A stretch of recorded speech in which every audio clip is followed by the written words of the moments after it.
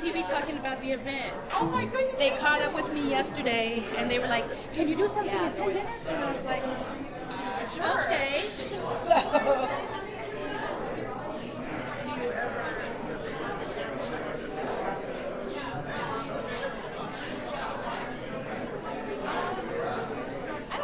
Not yet. No.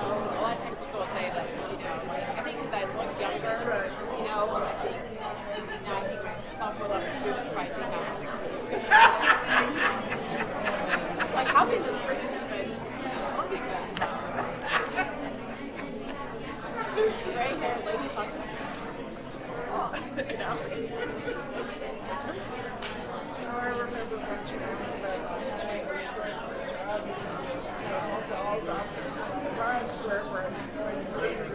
So I went to a certain company and a cup of coffee. They said it was $1.50. She said that would be $1.10. I said, $1.50. She said, I'm the senior.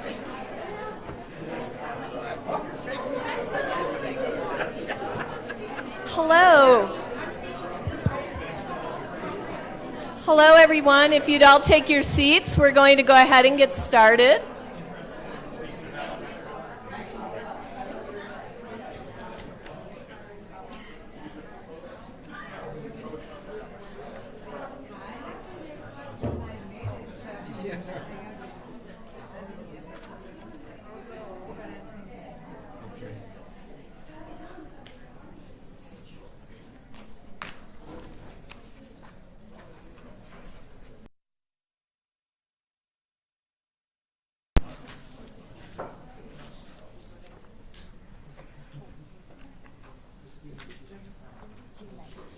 Good afternoon. I'm Christine Smith. I'm the Associate Dean for Administration and External Relations at the William S. Boyd School of Law.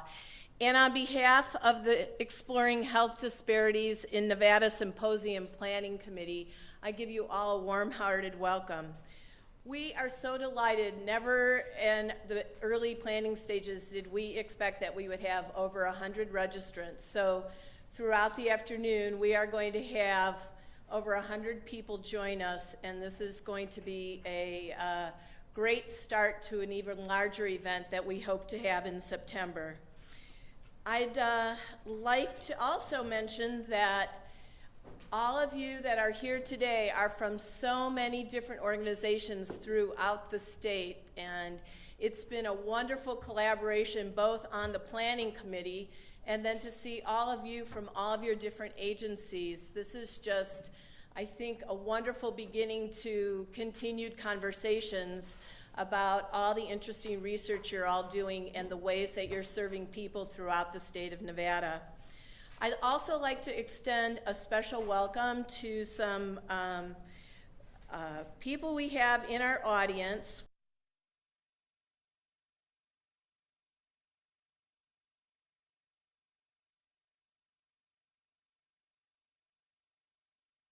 Sheeta Costello for Senator Reed's chambers. Leanne, welcome. Thank you for being here.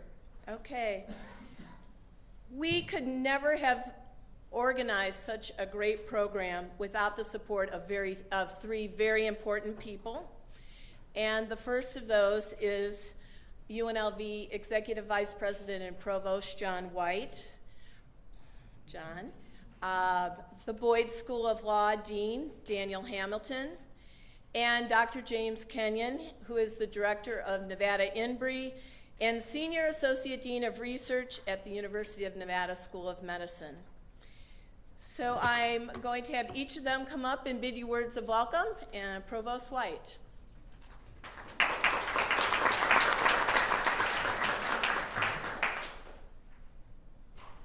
Thank you, Christine. As always, it's a delight to be back in the moot court room here, the Thompson Mack moot court room at the Boyd School of Law.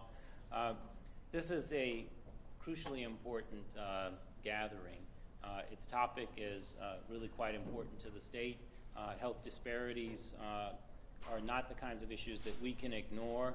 A couple of demographic points. The state overall is sort of mirrors what people think the country will look like in about 15 years.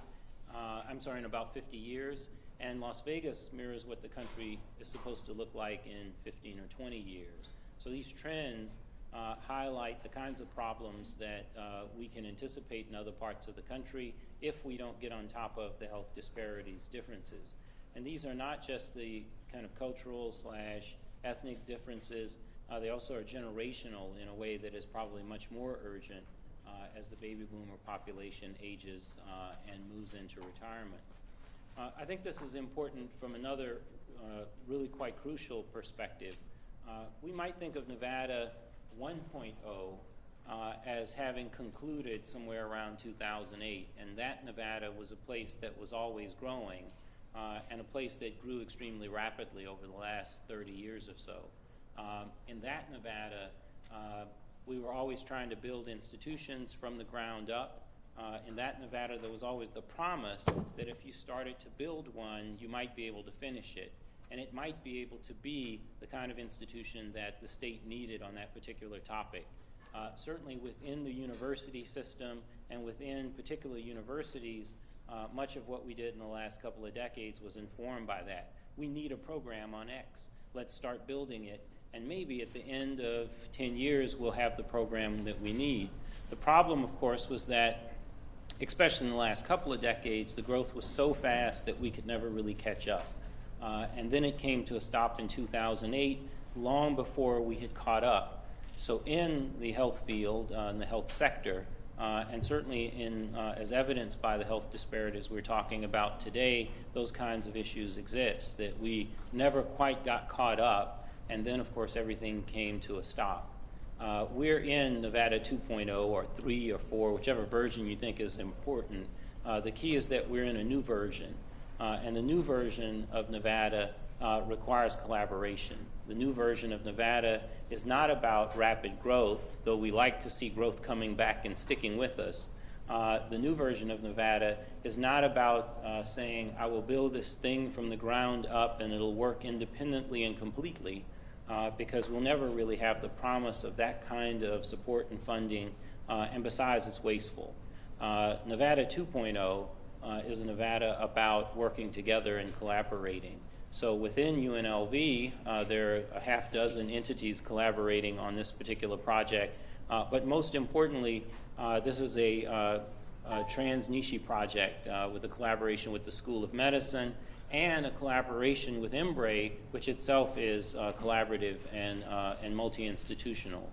So I'd like to think that this particular conversation, a crucial one for the state, is a model for where we're going in Nevada. Because when it comes to health care, health delivery, health education, health training, in all of those areas, it will be increasingly important for us to collaborate and to ensure that our institutions work together for the betterment of the state. So I congratulate all of you who are participating in this particular event, and especially those of you who helped to organize it. Dan? Thanks, Doug.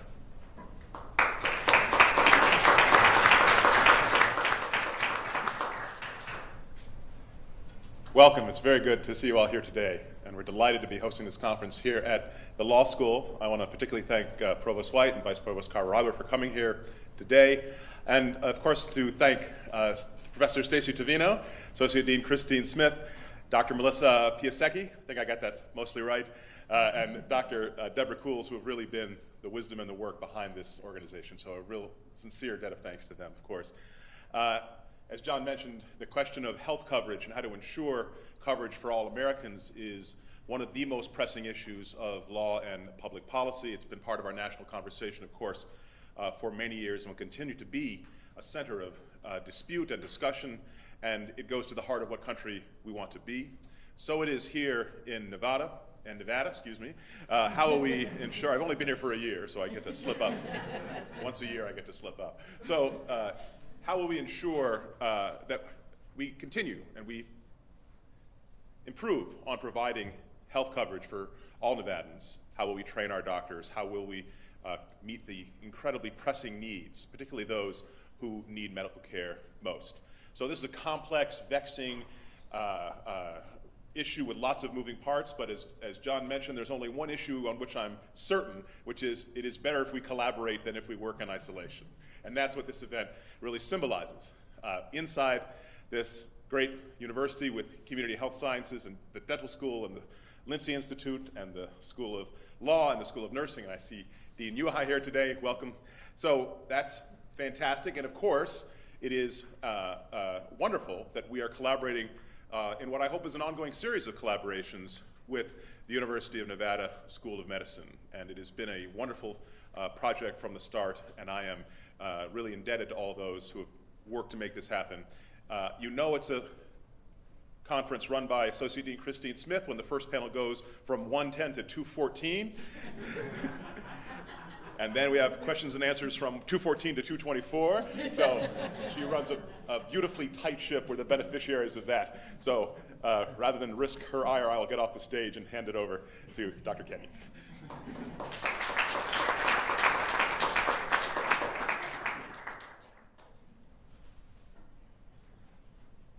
Good. Well, thank you very much. I'm Jim Kenyon. I'm from the University of Nevada School of Medicine. As you've heard, I'm the Senior Associate Dean for Research there. I've been on the faculty there since 1987. I'm a cell biologist trying to get my feet in terms of Nevada health disparities, and it's quite a challenge. I'm also the director of the Nevada INBRE. You can see we put our logo up here, so if there are any photos, we'll have documented that. I'm very excited and pleased to see representatives from all of these institutions. As I'll tell you in a little bit, this is exactly what the INBRE is all about. This is a perfect INBRE opportunity for me. Very exciting to see the schools of community health science from UNR and UNLV. The dental school is here, and the Boyd School. Thank you very much for hosting this. I want to thank the planning committee, especially. You heard Mosa Piasecki, Deb Cools, Christine Smith, and Stacy have been very active, and I appreciate that. Also want to acknowledge Jennifer Farr from Community Health Science here, Frank Jones, Millie McLean, and Georgia Dunis, if I can pronounce that correctly, and Nancy Manzel from the planning committee. This meeting was put together in pretty short notice, and so far it's actually running pretty well. So, what is the INBRE and why are we interested in sponsoring this event? The Nevada INBRE is an NIH-funded project. We're just about in our 9th year as part of the IDEA program. I'm going to give you the short version of what's an acronym-filled story. So we've been working since 2005 to develop infrastructure across the state of Nevada. We have activities at all of our NSHE institutions, including the community colleges. I have activities in Elko that I'm very proud of. College of Southern Nevada down here. We've also started activities at Nevada State, and UNLV has been a very important partner in that. I want to acknowledge Carl Reiber, who is my project coordinator, co-PI in all but name, and his help has been tremendous in that. So we've been working on this project for just about 9 years, and I think we've been very successful in developing basic biomedical science and our outreach pipeline to the community colleges. We are right now working on our competitive renewal, which is due in, I think, 1 month, 22 days, and about 18 hours. And so we took some time off to come down and get a sense of what's going on in Nevada health disparities, who's interested in it, and what we might move forward. The new focus of the INBRE will be on Nevada health disparities. We are declaring victory with regard to developing bench science in the basic biomedical research area and really want to move on to health disparities. The key epiphany moment for me was actually talking with Dr. Paulo Pinheiro, and I don't know if Paulo is here. He's a faculty member in the UNLV Community Health Sciences, describing his INBRE-sponsored research looking at breast cancer survival rates and disparities north and south, and has discovered and is investigating the basis of a significantly shorter health survival rate for breast cancer in southern Nevada compared to northwest Nevada. That was a jaw-dropping experience for me and really has directed the renewal of the Nevada INBRE since we sat down in his office and learned about that. As you all know, and it's been raised, Nevada does have health issues. Some of these are unique, and you'll hear about some of them in a few moments, suicide, for example. Others are common, metabolic disease and obesity. Everybody's pretty much got that. But what is different is all of the issues in Nevada that lead to these health disparities, these health issues in Nevada. And we are not doing as good a job investigating them, investigating the cures, the causes that we need to be. And this is very much going to be a goal of the Nevada INBRE as we move forward. I want to very briefly mention 2 programs, and we have some handouts, which I'll put out for the first break. We're very interested in identifying individuals starting in June 2015, interested in doing what we call developmental research projects. These are projects we intend to develop to sustained, ideally NIH funding, but they need to be sustained in any case, looking for projects directed to Nevada health issues and Nevada health disparities. We will also have a program which we're calling Pilot Grant Program, and these will be for smaller projects that we don't think will get themselves to sustainability, but will address interesting activities, particularly curriculum development. We're interested in getting curriculum development at our schools. So without any further comments, I think I was told to stand here for a few more seconds.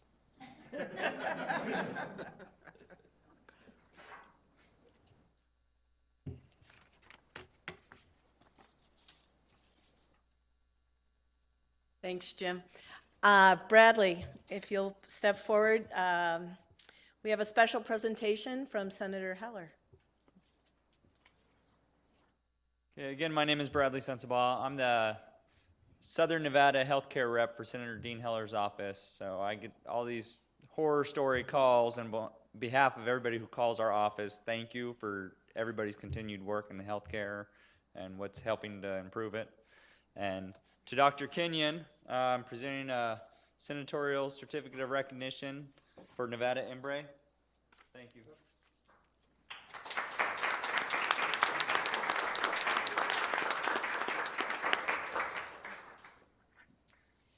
Okay, so before we start our panels, let me just mention a few housekeeping items. The restrooms are located at the south end of the lobby, just outside the door. After the first panel, we'll have a very brief transition break, and then after the second panel, we'll have a longer break where we will have some refreshments, and we hope that you'll also stay and participate in the networking reception. So our first panel is Women and Underrepresented Minorities, moderated by Dr. Robert Langer, Associate Dean for Clinical and Translational Research, University of Nevada School of Medicine, and Professor, Department of Family Medicine, Las Vegas, and Research Professor in the University of Nevada, Las Vegas School of Allied Health. So thank you. Dr. Langer, I'll turn it over to you. Thank you, and welcome everybody. It's amazing to see this group here, and really part and parcel of what we're trying to do in a number of projects, both with Embree and also another project I want to introduce you to very briefly. As mentioned, I'm proud to be jointly appointed at both major universities in the state, UNLV here, where I direct the Mountain West Clinical Translational Research Infrastructure Network, a NIH-sponsored $20 million 5-year project that's intended primarily to bootstrap clinical and translational research across 7 states in the Mountain West, with particular focus, again, on cultural and rural health disparities. So that's really our primary goal in that large program. And we are going to have an annual meeting the last week in June here at UNLV that will also be focused on health disparities. We're going to have 2 very impressive keynotes on cultural health disparities and on rural health disparities. There are flyers out on the red table outside, both about our meeting and a call for abstracts. Anybody who has anything that they would like to present, we're very, very interested in starting dialogue through the CTRIN that can help address cultural and rural health disparities in Nevada. I am also really proud to be a professor at UNLV and to be part of the answer, as we used to say in the Women's Health Initiative that I also directed for many years at UCSD, part of the answer to help bridge research across the state of Nevada. So we've got a panel of some extraordinary people talking about very different things, but all having to do very much with women and underrepresented minorities. So without further ado, let me introduce Marya Shagag, who's Director of Health Programs at the Lindsay Institute and editor of the Journal of Health Disparities Research, and is here at UNLV. Marya. afternoon. I don't know, are we supposed to stand? Yeah, good. On the screen. I'm Maria Shagag. I'm the Director of Health Programs at the Lindsay Institute, and I'm really happy to come and kind of talk about health disparities. And really, one of the big things is we all talk about health disparities, but both the CDC and other agencies have kind of defined how they look at them so that they can have a picture and so that everybody can use the same language. Okay. So I'm going to just talk about health disparities and the social determinants of health, which is how we look at them, and that's kind of how they mix all of the different areas that come together. And then we're going to look at how research kind of came about and its outcomes, what we know, how we can move ahead and certainly influence change, and then, of course, where I found all of my information. So when we look at health disparities, we know that it's a difference in health outcomes. That's what it means. It means a disparate outcome. There's populations of people who have different outcomes, and there's many factors that contribute to them, but in the end, there's more people in that population than they represent in the total that have any kind of health disparity. So they're pretty wide, and we look at things like race, ethnicity, sexual identity, age, disability, social economic status, and the environment. So it's pretty much, we look at everything to find out what are the determinants, what happens when you add these things, because sometimes we find it's not what we expect. So there's always interesting in that. So the factors that they look at in social determinants of health is biology. We know biology influences. Some things are hereditary and are carried on. Some things that we think are hereditary may not be, but because it's endemic to one specific population, it appears that way. And then we have behavior, which is what we do. We all know that we do some things that probably don't inspire health every day. Maybe, just maybe. So it's really what you do, and of course that goes into our cultures and how and what we learned. I know my grandmother had this big Crisco thing on the stove that wasn't really Crisco, it was the bacon fat from every day, and she used that to season many things. And so, I mean, you know, so cooking is one thing that's passed down from generation to generation. So when I first started learning cooking, I learned how to use a lot of bacon fat. For many things. Everything tastes a little bit better with just a little bit of bacon, right? So it's passed down. So then challenges that are, you know, endemic to my family specifically, is that because it's genetic or is it because we ate too much bacon fat?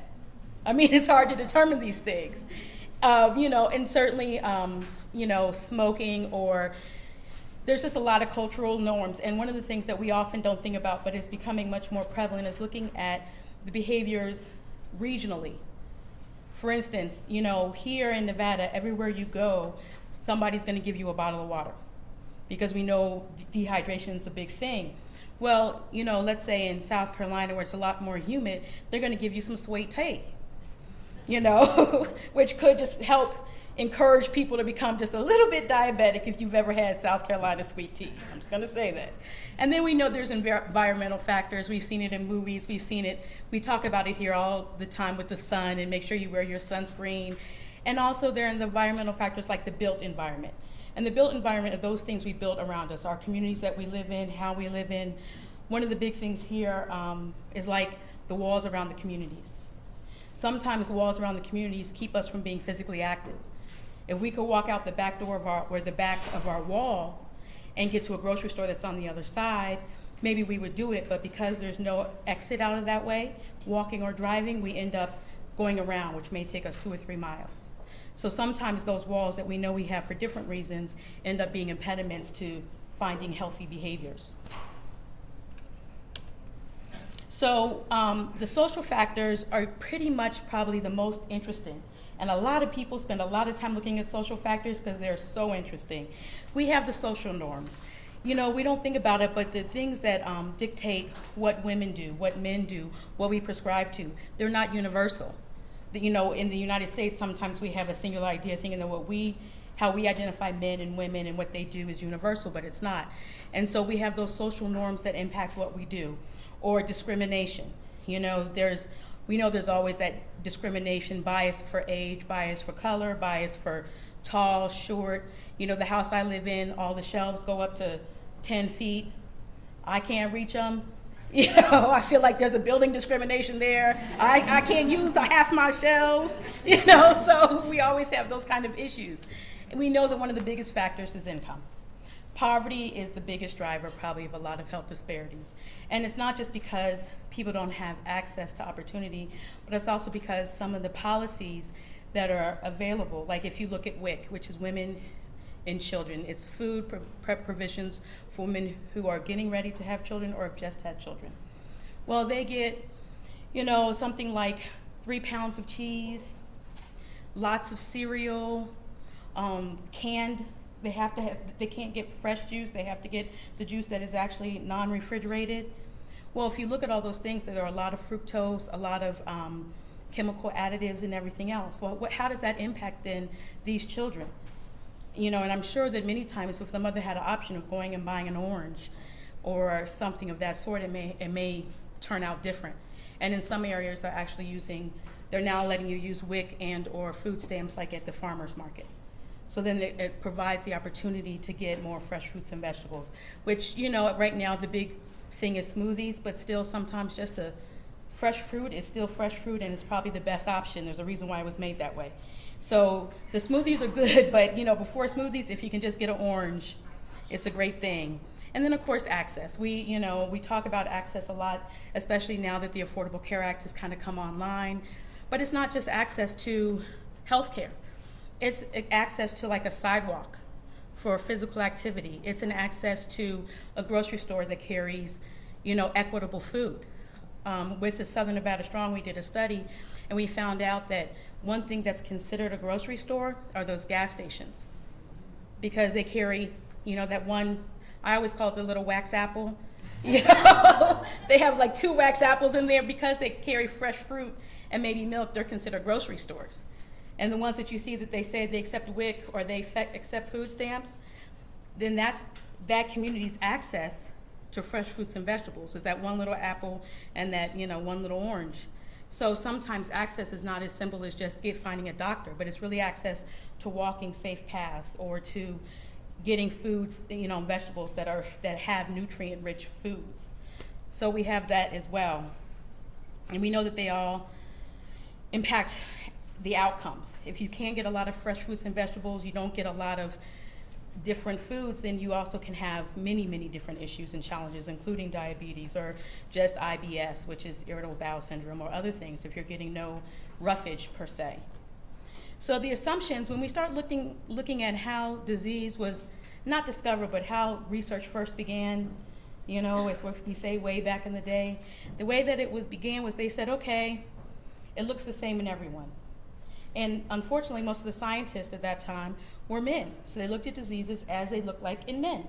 And then the assumption was that, well, it's the same for everybody. And then the diseases that weren't the same for everybody, they had really interesting ideas. The wandering womb is one of the most interesting ideas. So the idea was that the womb of a woman was not stationary. So it would just wander throughout your body for no reason, and wherever it went would leave these things like breast cancer or the things that are much more endemic to women than to men. That was the idea, and that was their idea of science for a long time. So if you came up with this disease, if you had a lump, well, it's because your womb was wandering around. So if we can get it back straight, then you'll be straight, I'm assuming. Much more recently, not recently, but there's always been an idea of emotional distress, that the actual, you know, makeup of a woman is just, the countenance is just a little bit more emotional. So sometimes the diseases are relegated to emotional issues. If a woman says, I'm in pain, sometimes they say, well, you know, it's mental. Because your daughter left, because your son left, because you're empty nest, because your house is blue, whatever. It's a mental issue, not the actual physical detriment that's happening in your body. So, and I mean, luckily now we have science that actually can look at nerve endings and active nerve endings a little bit better, but then of course that goes to access. If you don't have access to that, then you may end up just on Prozac treating something without having that need. You may not be depressed, you may really be in pain. So there's a lot of policies and procedures that end up in misdiagnosis. If we don't look for something where it is, then we don't know. So there's a plethora of diseases that are characterized, and we all learned different, like the prevention, because of the commercials on TV and other things, we learned all of these rules of, okay, this is what this disease looks like. Unfortunately, sometimes it's wrong. So we end up having misdiagnosis. So heart attacks, myocardial infarctions, you know, for men, it's that chest pain. They often say they felt like an elephant was sitting on their chest, or discomfort. Well, about 50% of all the women say they don't have any chest discomfort. They're actually more kind of back pain, nauseated, vomiting, and fatigue problems. That can be the symptoms for a heart attack for a woman.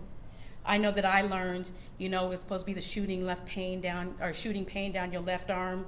That was the sign. So if you have that, that's when you're supposed to take 2 aspirin and go to the doctor. But if you're just sick and you're vomiting and you feel weak, how do you know it's not the flu? How do you know it is a heart attack? And by the time you then go to the doctor, there's many other chances that you could have even, your outcomes will be worse because you didn't get immediate treatment. And then there's also a disease that was actually just qualified, I think it's in the DSV-6, which is the newest mental health qualification, which is called the broken heart syndrome. And that's for women who, and it's actually women and men who have no history of heart disease, but yet they present with this heart disease, and it's because of, you know, stress. Their heart reacted like they were having a heart attack. So if they get on medication for a short period of time, it usually can return to normal and they don't have a heart issue. But if you have that, and if you had broken heart disease and they say now you have this heart condition, you could be treated for a lifetime for something you don't have. Another one, well, so heart disease, you know, it's a killer. About 1 woman a minute is dying or is being affected by it. And it kills more people, more women than all forms of cancer. 1 in 3 women's deaths are attributed to heart disease. More women die from heart disease than men. So heart disease is something that we really need to recharacterize in women so we know how to identify it and treat it properly so that we don't have all these people dying. If it's only if we were looking for the shooting pain or the chest pain and it's not evident, we need to know. Another example is HIV and AIDS. When it first came out, first it was classified as GRID, which is the gay-related immune deficiency disease, which already relegated it to men. Then they said, well, women can be carriers, but they can't have it. In the meantime, there were hundreds of dead women, specifically in the Baltimore morgue, who had died from HIV, but because they weren't tested, it was just that they were just dying. They found out later that they were HIV positive, but the symptoms are not the same. For men, it's thought of as the flu-like symptoms that we all learned. The flu-like symptoms, dizziness, fatigue, you know, night sweats, and then maybe even a rash. Well, for women, it can be a recurring and non-cured pelvic inflammatory disease or a yeast infection. So that's a very different thing. If you go to the doctor with a yeast infection, they may not think HIV, or you might not even go to the doctor. You can just go buy most of the drugs over the counter now. So we still don't have a classification, and that's what we're taught. So part of it is, although part of it is making sure that women are in the places where science takes place, it also means that we have to start to shape the policy, the education, the public service announcements different so that everybody understands that there may be a difference that impact us all. Globally, women comprise about 50% of the people living with AIDS, well, with HIV. There's a lot of, women make up about 20% of all the cases, and part of it is that they just weren't caught early. A lot of women were not caught early and they died. So, you know, getting from behind the 8 ball is not, you know, just like health disparities, it's not a singular picture. First, we have to know the differences. We have to be able to educate in a meaningful way so that the community recognizes them. We have to make sure that those lifestyle changes are understood and that we participate and support those efforts that give the global picture so that we're not looking just at white or black or men and women, because it's a bigger picture than that. There's my references. Thank you.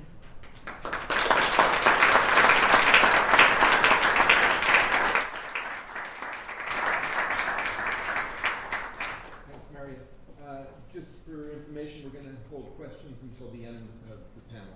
So jot down your questions and we'll take them afterwards.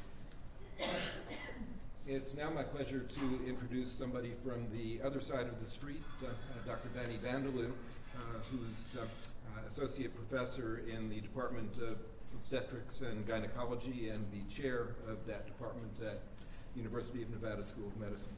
And Vanny's going to talk about gender disparities in cardiovascular disease. Thank you for the introduction and good afternoon. And thank you, Dr. Hamilton, for that hint on time. I will remember it's 2:14 for the end of the session. And I have 2 more speakers behind me. So my topic today is gender disparities in cardiovascular health. And I was planning to briefly touch on wellness visits, especially in the Healthcare Reform, Affordable Care Act, and why wellness visits are connected to prevention of cardiovascular disease. As Myra was talking about, cardiovascular disease is the leading cause of mortality in women as well as men, and therefore women's wellness visits are closely linked to prevention of cardiovascular disease. And how does cardiovascular disease differ in women in terms of clinical presentation, symptomatology, evaluation of the patients, diagnosis, treatment, as well as the prognosis? There seems to be a lot of differences. And then we will explore whether the differences are based on, is there any biological basis related to sex hormones, or is it because of the bias? Because the traditional assumption is cardiovascular disease is a disease of men. And I will also present few slides on our collaborative research on the possible role of sex hormones on cardiovascular disease, and look at optimal approaches for screening and risk reduction. And I wanted to share with you our vision of developing a women's wellness center at the School of Medicine. Is my voice? My voice has not been behaving. People in the back can hear me periodically. Enough. So everyone must have heard there is increased coverage of women's preventive services in the Affordable Care Act, and there are special CPT codes for women's wellness visits. So everyone could have an annual wellness visit in addition to the annual GYN exam. And the wellness visits are mainly focused at assessment of health, the lifestyle and risk factors, rather than examination or testing. So it's more of a detailed history taking.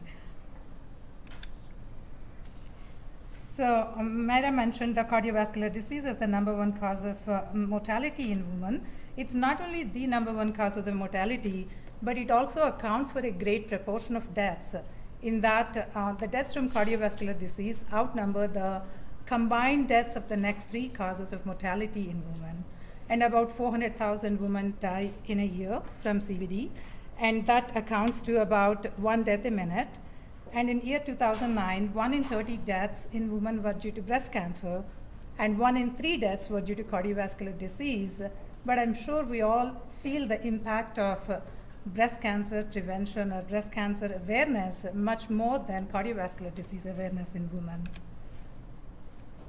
So other differences, heart disease is a silent killer, and a lot of times it is sudden death without any prodromal symptoms, and more women with coronary arterial disease present with atypical manifestations. And the other factor is the onset of the disease in women is about 10 years later, and part of it is attributed to the protective effect of the female sex hormones. And so the CVD starts a little bit later in women, and women have less atherosclerotic burden when they present with the symptoms, and that gives the traditional testing may not pick up heart disease in women because there is not as much of atherosclerotic burden. So I don't have as many graphics as you have. They're wonderful slides, but my secretary was kind enough to Google some for me and allowed one of these. Other differences, women have atypical or no prodromal symptoms, and the traditional risk factors differ in men and women, in the sense, in women, diabetes in women increases the risk of cardiovascular disease by 3-fold compared to in men. And there are also postulations of novel risk factors in women.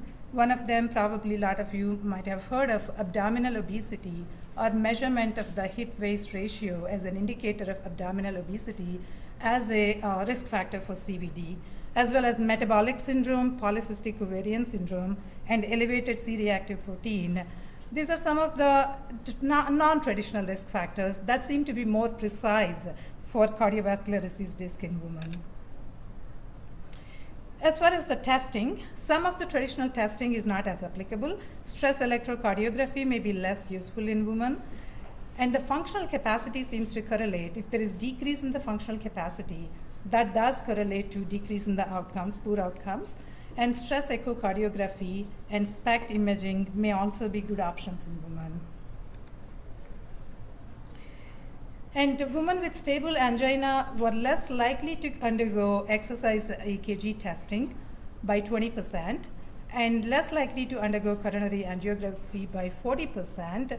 And there may be some bias in terms of the providers that cardiovascular disease is a disease of men, so the testing is done less frequently in women. They also seem to be treated somewhat differently in that medications such as antiplatelet agents and statins, as well as surgical procedures such as revascularization procedures, were used significantly less in women at the time of the diagnosis as well as a year later. And the prognosis also seems to be worse in women. And I'm sure a lot of you know there is a well-known reduction in cardiovascular mortality rate over the past decade in men, but the reduction in women has not matched that among men. Also, after acute MI, mortality is twice as frequent in women compared to men, and 2/3 of the women who suffer MI, they do not have a full recovery. So we'll spend a little bit time to see, is this provider bias, socioeconomic differences in the socioeconomic status, access to care, or is there any evidence to support biology in terms of sex hormones and cardiovascular disease? We will look at it at 3 different aspects. One, looking at pregnancy. Pregnancy is the time where there is abundance of sex hormones in women. We'll look at menopause, where there is a decrease, a rapid decrease in the amount of sex hormones. And then we will also look at the study I was talking about earlier.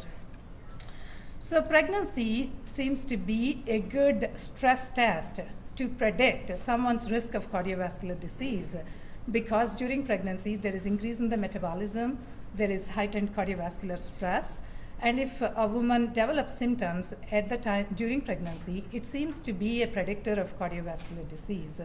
Particularly women who develop preeclampsia during pregnancy, that may be an indicative of future development of cardiovascular disease. A lot of this data is not from the obstetrical literature. I did review a lot of cardiology literature as well, and this is a publication from American Heart Association. So women with history of preeclampsia have double the risk of subsequent ischemic heart disease, stroke, thromboembolic disease over the next 5 to 15 years. And they're also at risk for development of hypertension 3 to 4 times. I'm sure most of you heard of the Women's Health Initiative study, the multi-million-dollar study, double-blind, randomized controlled, perfect study that could be done. And I'm sure initially there was a big uproar that cardiovascular disease actually is increased in patients who were on hormone replacement therapy, which contradicted the traditional belief that hormone replacement therapy could be beneficial. It could be used to prevent the risk of cardiovascular disease. But later on, in the follow-up studies, estrogen seems to reduce actually progression of atherosclerotic plaque after 8.7 years in the estrogen-only arm. So estrogen-only arm actually seems to be beneficial. There is 60% less development of the plaque. But in later age, women who are older, there is disruption of the atherosclerotic plaque and adverse coronary events. So there is this new postulation of a critical therapeutic window, meaning that there is a time in woman's life, soon after menopause, perimenopause, maybe 50 to 59 years, which is the ideal time to give hormone replacement therapy. And if you miss that and you give it later on, there is already plaque formation, and therefore it may be deleterious. And we all know the disadvantages, the drawbacks of the WHI study were women were older, they were smokers, had other risk factors for cardiovascular disease. So in the absence of that in younger population, it may still be beneficial. So the other evidence to support the critical therapeutic window is the estrogen replacement and atherosclerosis trial. In older postmenopausal women, older than 65 years, hormone replacement therapy, it was not associated with any improvement in endothelial-dependent flow-mediated vasodilatation. That is one of the markers that there is more blood supply that's going to the heart because when the estrogen is given. However, in younger women, it was increased when estrogen was administered. So that perimenopausal age group seems to be the ideal. And then the last evidence in support of this, the therapeutic window hypothesis, is the sub-analysis of the WHI data, which showed that when it was sub-analyzed in 50 to 59 years age group, the older observational data was correct in that hormone replacement therapy was protective.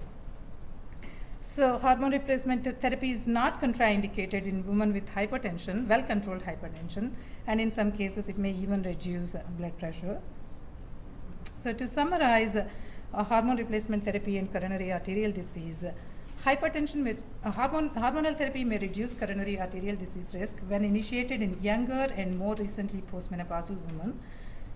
The treatment may increase the risk in women farther from menopause at the time of initiation, and currently it is not recommended as the sole or primary indication for coronary protection in women of any age. So the future research on the topic should evaluate preventive efforts during periods of vulnerability in women's life, such as menarche, pregnancy, menopause. They're the times when there are a lot of hormonal shifts.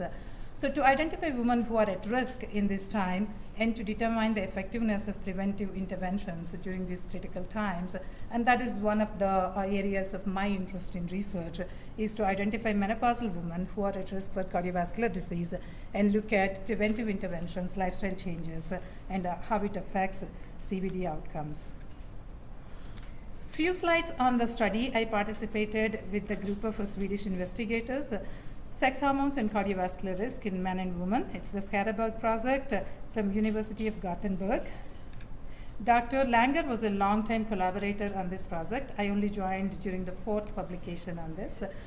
The aim of this project was to explore the association between sex hormones and high blood pressure and to investigate whether differences in the levels of sex hormones might explain some of the differences in the cardiovascular disparities by gender. It is a observational study stretched over many years. And as I said, I joined on the 4th publication of this. Beda Deka was MD PhD student who came from Sweden and did a sabbatical with us last year. And at that time, we analyzed, we looked at the concentration of sex hormones, estradiol, testosterone, sex hormone binding globulin, as predictors of cardiovascular morbidity in men and women. The general conclusions from our study were there was strong association between sex hormones and cardiovascular risk, both in men and women. Type 2 diabetes modified the effect of sex hormones in both sexes. And these differences in the effects of hormones observed in women with type 2 diabetes may partially explain the high risk, the increase of MI we talked about earlier in women. When I asked for the slides, he sent me the picture of all the co-investigators as well. Dr. Langer is right there too, and that's top left is Bader. So the last part of my presentation is looking at gender-specific guidelines for cardiovascular disease prevention.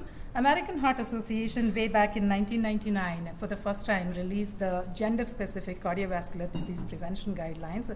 They were updated in 2004, they were updated in 2007, and most recently in 2011. The biggest change in 2011 was the introduction of this concept called ideal cardiovascular health. It replaced the term optimal risk group in the previous guidelines.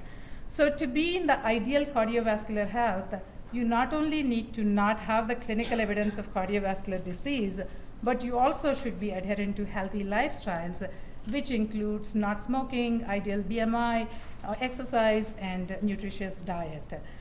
So, and this is likely to be associated with favorable cardiovascular outcomes, better quality of life over time, and increased longevity. The problem with this, there is some problem with it. We look at the stratification in this slide. So in the bottom is the ideal cardiovascular risk, and then the high risk is the ones who have clinical evidence of cardiovascular disease, either coronary arterial disease, aortic aneurysms, peripheral arterial disease, end-stage kidney disease. The intermediate category are those that are at risk. So they have one or more major risk factor for coronary arterial disease, and they have evidence of subclinical coronary arterial disease. So our focus of interest right now is the ideal cardiovascular health, which is no risk factors and healthy lifestyles.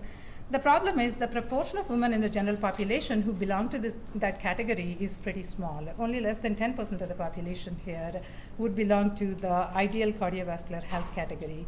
And also there are worrisome trends that some of the risk factors for CVD are getting more prevalent, in the sense obesity, hypertension are more prevalent, and there is also decreasing levels of physical activity. So the experts conclude that implementation of community-wide preventive, educational, and policy initiatives to reduce the prevalence of unhealthy lifestyles and dietary habits would only take us to the goal of increasing this category of ideal cardiovascular health. If I had more time, I would have highlighted it and underlined it, italicized. I didn't, but that is really that's really where I want to go with the Women's Wellness Center. That's my passion, and I'm hoping some of our colleagues in public health, business school, some of you would, join us in this, effort to promote women's health. So the healthy lifestyle programs, I'm sure you heard of the nutrition programs, physical activity programs, tobacco cessation programs, weight management, cholesterol management, blood pressure management programs. So to summarize, still there is a lot to learn about gender differences in cardiovascular disease. The pathophysiology may be different between men and women. Women may respond differently to interventions. So it's important to identify those at risk and implement prevention strategies. And aggressive risk factor modification is probably the best prevention strategy.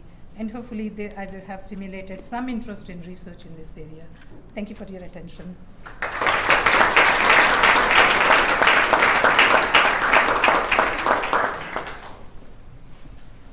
Thank you, Dr. Zandler. That was masterful.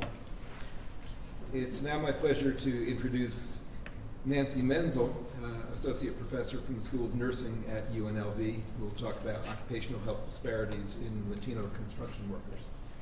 Hello, thank you. So I brought my nurse's hat today. And this is, you probably know him as Bob the Builder, but this is Roberto el Constructor for today. Okay. So we'll put Bob there. We'll return to Bob in a little bit, or Roberto.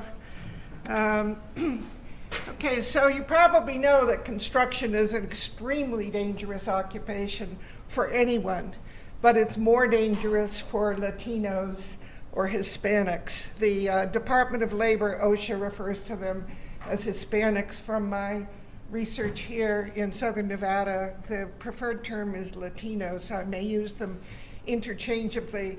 And this map is an indication of the prevalence of Latino workforce from Texas to California. It's above 30%. So for some reason, Utah is not in that swath. I don't know why. But when I moved here in 2006, people were falling or dying in the city center projects about one every 6 weeks. There was a $32 billion building boom then, and in 18 months, 12 workers had died. I pulled out 2 cases that occurred shortly after I got here. One, Isidro Paleo, he was driving what's called a Georgia buggy, which is like a bobcat with a bathtub on it. And he put it into gear forward, but what he didn't know is that the equipment was broken. Another worker had put it forward and found it went into reverse. So that worker moved it to another floor of the Trump International. And when Isidro hit forward, it went into reverse in high speed into an elevator shaft covered by a sheet of plywood. And Isidro and the plywood went down the shaft, but the Georgia buggy stayed there. He fell 70 feet. Of course, he died. But does anyone know how long it takes to fall 70 feet? Someone take a guess. What? 1 second. Gravity is almost as strong as and fast as electricity. So one Mississippi, remember when we used to count that? That's how long it took Isidro to hit the ground. 2 workers, Angel Hernandez and Bobby Lee Tohani, were carpenters walking along in the Badara Tower when a crane happened to drop 7,300 pounds of concrete forms on them. Now, would a course in how to work safely have helped them? No. Okay. So this also is a little comic strip there of what happens when you cover up holes with plywood, and we'll return to that. Now, I'm not sure that this will work, but this is a huge problem. Latinos die at a much greater rate, 40% higher than other workers. Most of the Latinos, almost 3/4 killed on the job, have been foreign-born. And of the falls, which account for the lion's share of death, 80% of those who fall to their death are foreign-born.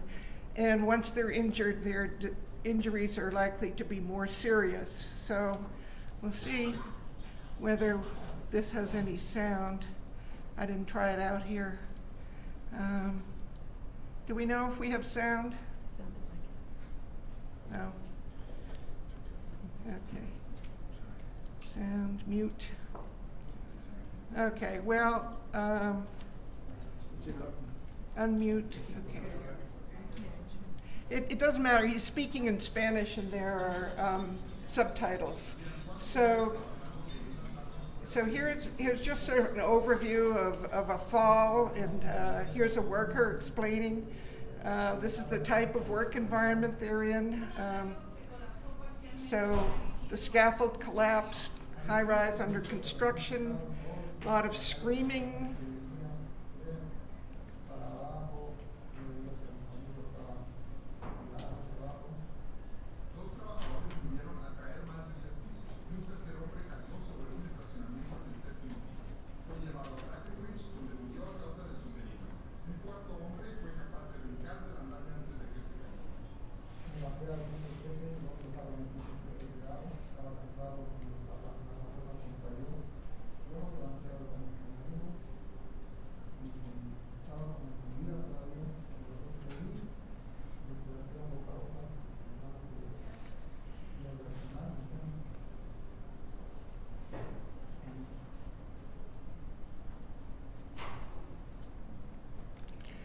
Okay, so let's see if I can get back to my slides. Let's see. I need some help here. Disparities program. Okay. Where did my slides go? Okay. Go to this one.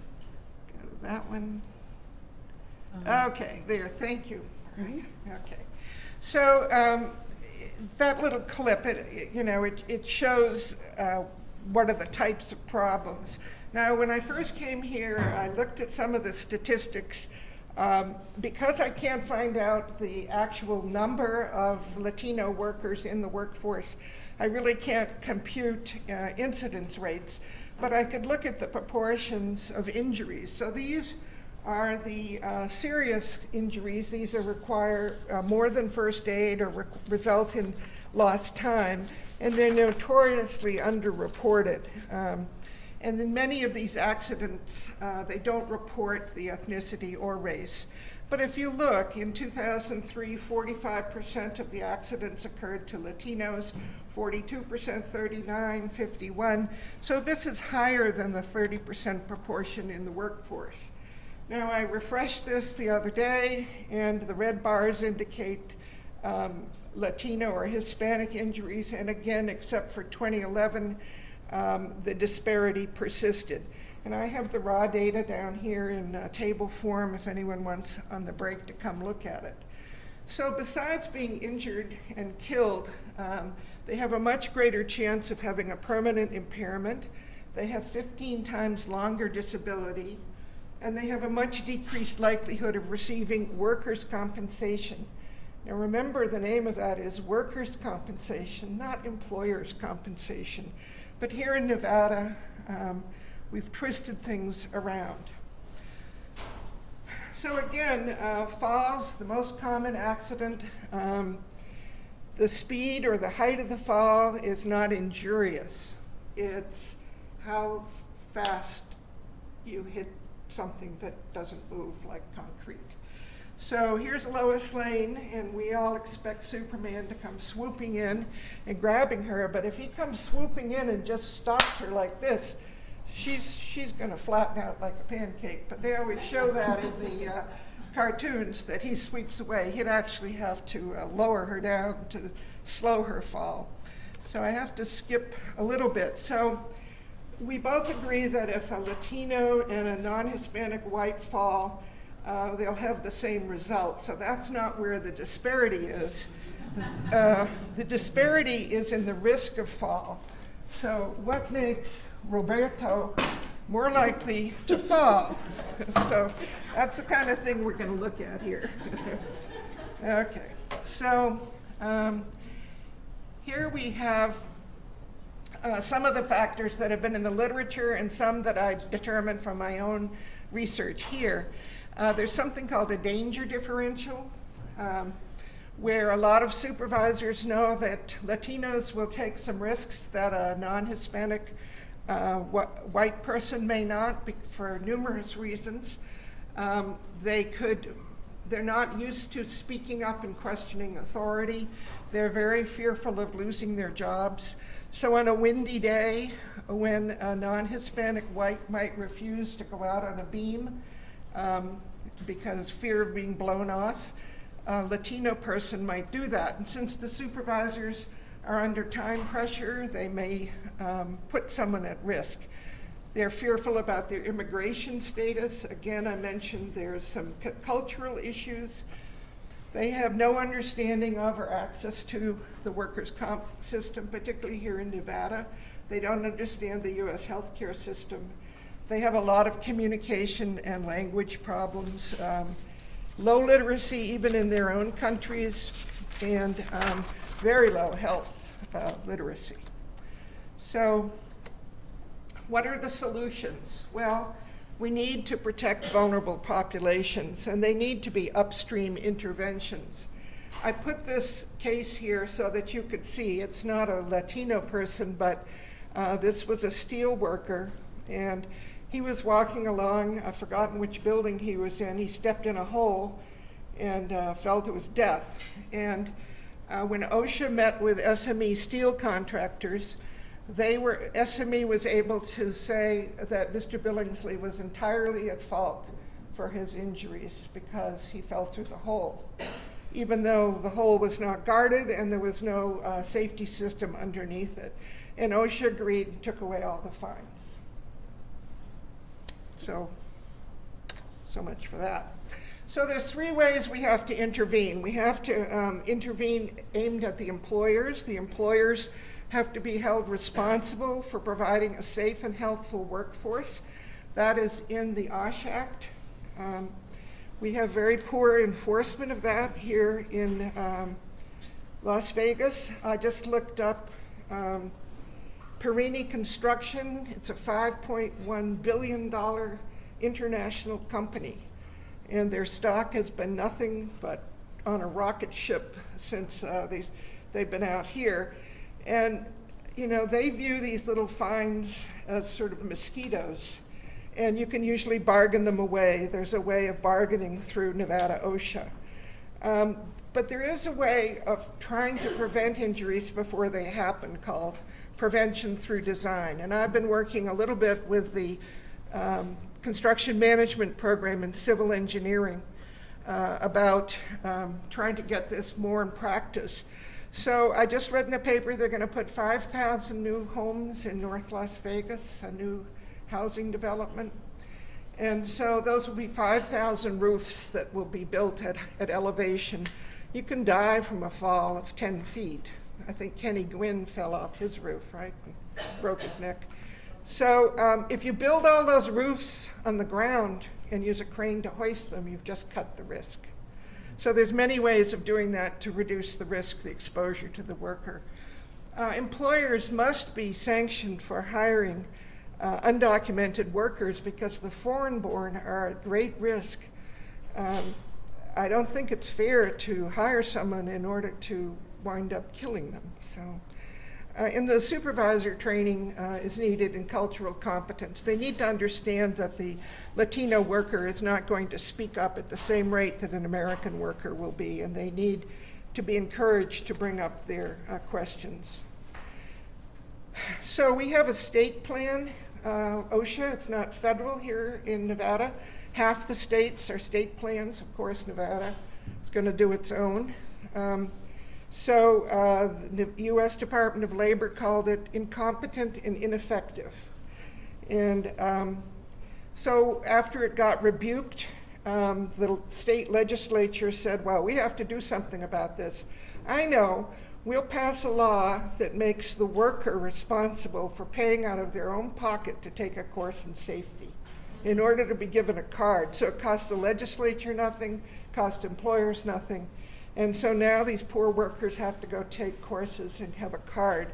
We offered some of these courses through this College of Engineering, and I still get calls Saturday morning saying, I lost my card and they won't hire me. Can I have a card this morning?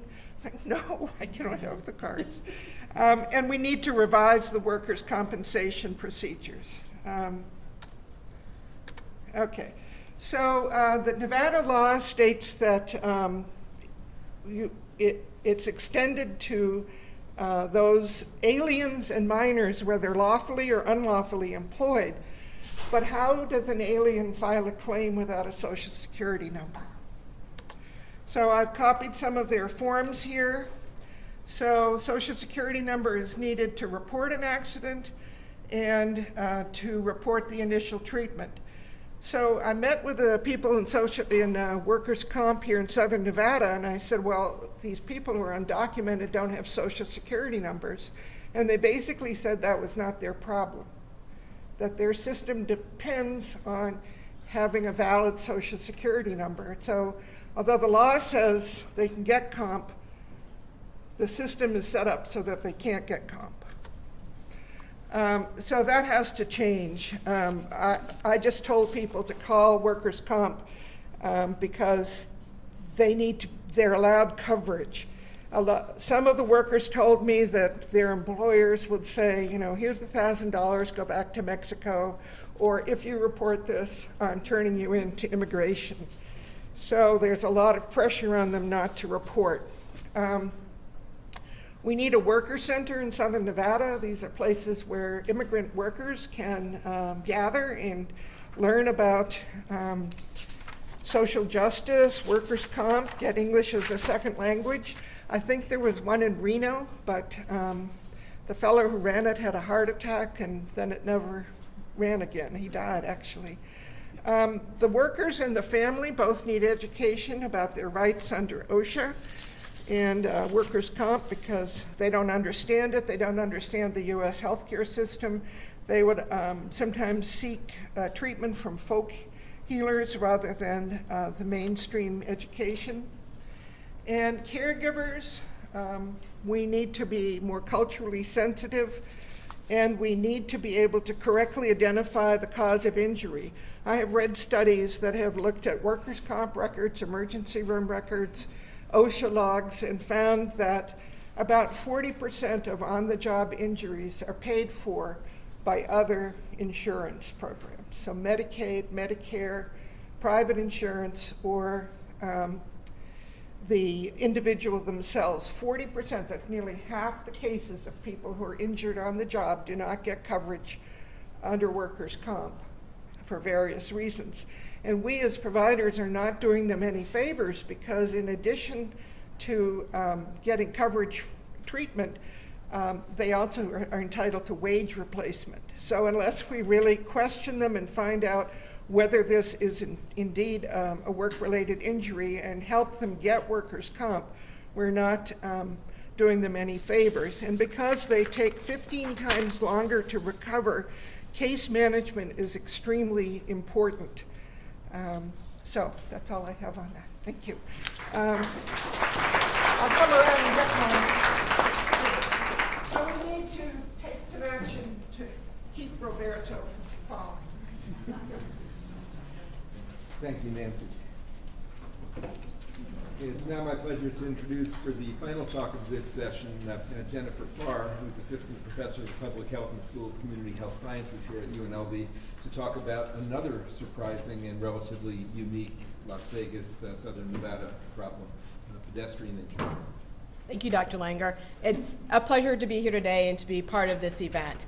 Today I'm going to be talking about the health disparity of pedestrian crashes in Las Vegas. And during my presentation, when I use the term pedestrian crash, what I'm talking about is an event when a pedestrian is hit by a car and that results in either injury or death to the pedestrian. Before I get too far into my presentation, I need to recognize my co-investigators on this study, Dr. Kogenar from the School of Community Health Sciences and Dr. Paz from the College of Engineering. Las Vegas is a dangerous place to be a pedestrian. It seems like every night we turn on the news and we hear another story of a pedestrian being hit by a car that results in either injury or death to that pedestrian. In 2011, Transportation for America gave us the top 10 most dangerous metropolitans to be a pedestrian, and guess what? Las Vegas, we're number 6 on that top 10 list. Again, Las Vegas is a dangerous place to be a pedestrian.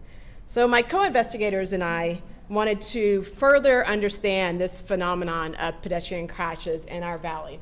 And really, we had two questions, two things we wanted to have more information about. First, we wanted to know what are the characteristics of pedestrian crashes in Las Vegas? Sort of the where, when, what are people doing whenever they're being hit by cars?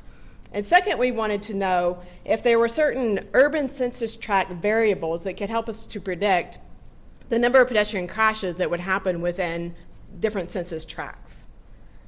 So our data, we used police report data, all the different jurisdictions in Southern Nevada, in Clark County, all of the police departments, they upload their crash data into one centralized database. And we were provided that database through UNLV's Transportation Research Center. Between January 1st, 2009 and December 31st, 2011, 1,712 pedestrians were hit by a car that resulted in either injury or death. I'm going to say that again because that's a really big number. In a 3-year time period, 1,712 pedestrians in Clark County were hit by a car that resulted in either injury or death. Because we wanted to look at those crashes and look at them based on those urban census tracts, if the crash didn't have a census tract assigned with it, we had to exclude it. So that excluded 237 of the pedestrian crashes. Additionally, we wanted to look at urban census tracts. Of the 487 census tracts that comprise Clark County, 20 are considered to be rural. So we omitted those 20 census tracts, which excluded another 8 crashes. So in total, we evaluated 1,467 crashes. 1,394 of those crashes had resulted in injury, and 73 of those crashes had resulted in death. So the first thing we did, we put all those pedestrian crashes up on a map. So this is the 1,467 pedestrian crashes. Each of those red dots represents a pedestrian crash event. And we can see that just by this initial map that those pedestrian crashes seem to cluster in our valley.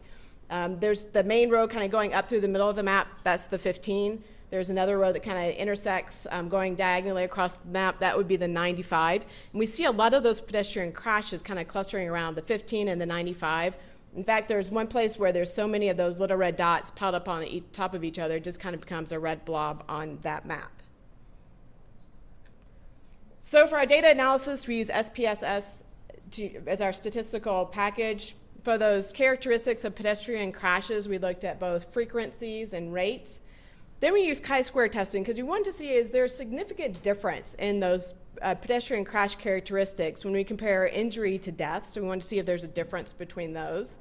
And then lastly, we use zero inflated regression analysis, again, to see what of those urban census tract variables helped us to predict the number of pedestrian crashes that happen within census tracts in the valley.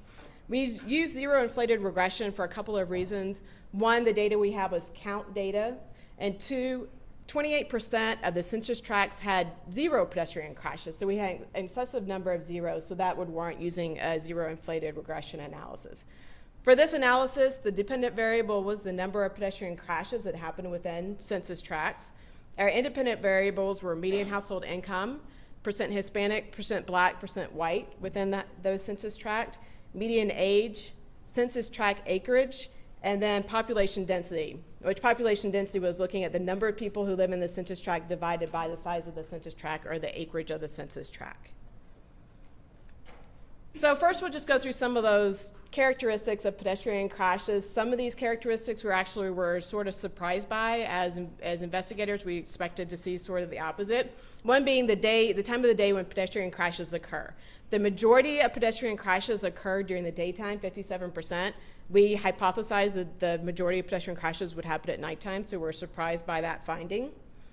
When we look at weather and road conditions, the majority of the time the weather is clear and the roads are dry. That's not a surprise. We live in the desert where it's sunny and dry 350 out of 365 days of the year, so we were not surprised by that finding. We were surprised that seldom were either the driver or the pedestrian suspected of being under the influence of drugs or alcohol. Now, this is suspected by the police. They didn't do field tests or draw blood or do anything like that, but they just suspected whether the driver or the pedestrian was under the influence of alcohol or drugs.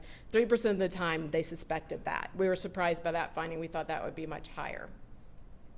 As far as crash location, we have certainly about 20% of that data we're missing from that variable, but the majority of the time, either a pedestrian is in the roadway outside of a marked crosswalk, or equally, about 27% of the time for both of these, they're in a marked crosswalk at an intersection. So that's the location, those two locations are majority of the time, that's where pedestrians are hit by cars. So next we wanted to know, okay, well, what are the pedestrians doing whenever they're hit by a car? Majority of the time, almost 60% of the time, they are entering or crossing the street. They're going at a specific location. So they're going from point A to point B. They're going from their house across the street to the convenience store. So they're crossing the street at a specific location. And then we wanted to know, well, how often is the pedestrian at fault? Because on the news you kind of get maybe a perspective about who's at fault typically. Based on this, the police were able to determine that the pedestrian was at fault 37% of the time. Now, that's not to say that 63% of the time the driver was at fault. It's to say that 63% of the time either the driver was at fault or the police just couldn't determine who was at fault. Of the 37% of the time when the pedestrian was at fault, 87% of the time they were either darting or failing to obey the traffic signal. So when the pedestrian is at fault, most of the time they're darting or failing to obey the traffic signal. So then we want to know, okay, well, where are they when they're darting or failing to obey the traffic signal? Well, again, the majority of the time, 64% of the time, they're in the roadway outside of a marked crosswalk.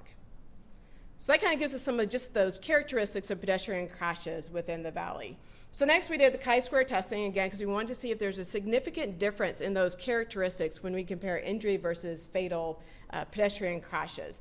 And we found that fatal crashes were significantly more likely to happen at night, when it was cloudy, when the pedestrian was in the roadway outside of a marked crosswalk or at fault, or when the pedestrian or the driver were suspected of being under the influence of drugs or alcohol. Here again, we were surprised by that finding when we looked just only at fatal crashes and looked at the percent of the time that the pedestrian or the driver were suspected of being under the influence of drugs or alcohol. It was 17 or 18%. Again, wasn't the majority or really high percentage that we expected to find in this study. So next we did the zero inflated regression analysis, and we found that significant predictors of pedestrian crashes were percent Hispanic population, median age, median household income, and population density. If we look at the beta coefficient for percent Hispanic and median age, it's a positive beta coefficient. So that means as that variable goes up, so does the number of pedestrian crashes. So as a percent Hispanic population within a census tract goes up, the number of pedestrian crashes go up in that census tract. As the median age in a census tract goes up, the number of pedestrian crashes goes up. If we look at median household income and population density, there's a negative beta coefficient assigned to those variables. That means there's an inverse relationship. So as median household income goes up, the number of pedestrian crashes goes down. As population density goes up, the number of pedestrian crashes goes down. So next we really wanted to visualize looking at percent Hispanic population and median household income, because that's where we see a disparity in pedestrian crashes. So looking at this map, it's our map again with all those red dots, the 1,467 red dots for pedestrian crashes. As the percent Hispanic population within a census tract goes up, that shade of gray gets darker. And you can see those pedestrian crashes, or those red dots, tend to kind of clump on those darker gray census tracts. So it just gives us a good visual of that phenomenon between percent Hispanic population and pedestrian crashes. And this map, my co-investigator and I, when we first pulled it up on our computer screen, we both kind of went, wow, this really sort of tells the story here of pedestrian crashes. So this is looking at pedestrian crashes by median household income. And as the median household income goes down, that shade of gray gets darker. So that black color census tract, that's the lowest median household income in the valley. That's looking at a household income between $15,000 and $36,000. You can see that those red dots just really pile up on those black census tracts in our valley. So pedestrian injury and death, pedestrian crashes are a health disparity in Las Vegas. We see population-specific differences in pedestrian crashes. Again, as median household incomes goes down, we see the number of pedestrian crashes go up. As percent Hispanic population goes up, we see the number of pedestrian crashes going up. So we want to look at this a little bit more closely, looking at Las Vegas. And if you look at Las Vegas is divided into 6 wards. 3 of those wards have pretty high SES or socioeconomic status. 3 of those wards have pretty low SES or socioeconomic status, with the lowest of those low being Ward 3. Ward 3 has the lowest median household income, the highest percent Hispanic population, and the highest number of households without a car. So if you live in a household and you don't have access to a car and you need to go to work, you're walking. You need to go to the grocery store, you're walking. You need to go see a doctor, you're walking. You need to go to school, you're walking. You're having to walk for utilitarian purposes. And in our valley, we see that those who are the most vulnerable, so those who need to walk to get to school, to get to work, to get to the doctor, are at the greatest risk for pedestrian crashes. So if we look at where Ward 3 is on the map of Las Vegas, it's east of the 15, it straddles the 95 north and south. And again, if we look at those pedestrian crashes, they cluster east of the 15 and straddling the 95 north and south. So that part of Las Vegas, Ward 3, again, where people have to walk for utilitarian purposes, they're most vulnerable for pedestrian crashes. So no studies without limitations. This certainly had some limitations. It's cross-sectional, so causation cannot be determined. We had some missing data, so census tract data as well as crash location, those were missing. We only looked at police report data, and previous studies have shown that up to 50% of pedestrian crashes go unreported to the police. So even though we looked at 1,712, there are even more people during that 3-year time period who were hit by cars that resulted in injury that we just didn't know about because they weren't reported to the police. So I'm involved in some collaborative ongoing research.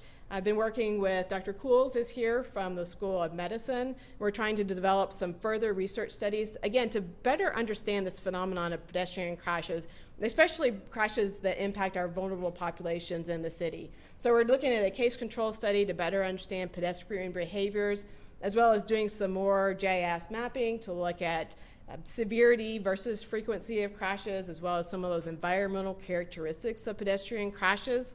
I'm also working with the College of Engineering to do some environmental surveys, so really finding those hot spots. So where do a lot of these pedestrian crashes happen in the valley? Then going out to those spots and looking at the conditions. What's the condition of the intersection? What's the condition of the crosswalk? If people are getting hit in the roadway, is there a really long distance between crosswalks that's encouraging them to take that risk and dart outside of our crosswalk? So really looking at that. And the purpose of these further studies is to really understand, what are people doing, what causes people to get hit by cars, and how can we develop effective strategies to reduce the number of pedestrians being hit by cars in our valley. So I think I have maybe 1 minute left, and this is just starting the environmental survey. So this is the surveys that we're doing with the College of Engineering. And this intersection, we're actually looking at Flamingo and Boulder Highway. Flamingo and Boulder Highway, a lot of pedestrians get hit there and either injured or killed. That's considered a hot spot in our valley. So as we look at this intersection, if I'm a pedestrian and I want to across Boulder Highway, so here, across this intersection, I have to cross 12 lanes of traffic, first of all, to get from one corner to the other. The walk signal, so the little, white guy walking that says, okay, it's safe to go across the intersection, only gives me time to get here, from this corner to here. That's considered a pedestrian refuge, so I'm safe if I stand on this little cement block and have 45-mile-an-hour cars going either way on either side of me. As a pedestrian, it gives me time to walk here, and then I have to stand there for 1 minute and 53 seconds before I get another, okay, safe to, white guy walking, safe to walk the rest of the way across the street. So when we did this environmental survey, we went out to this intersection in June. It was 110 degrees.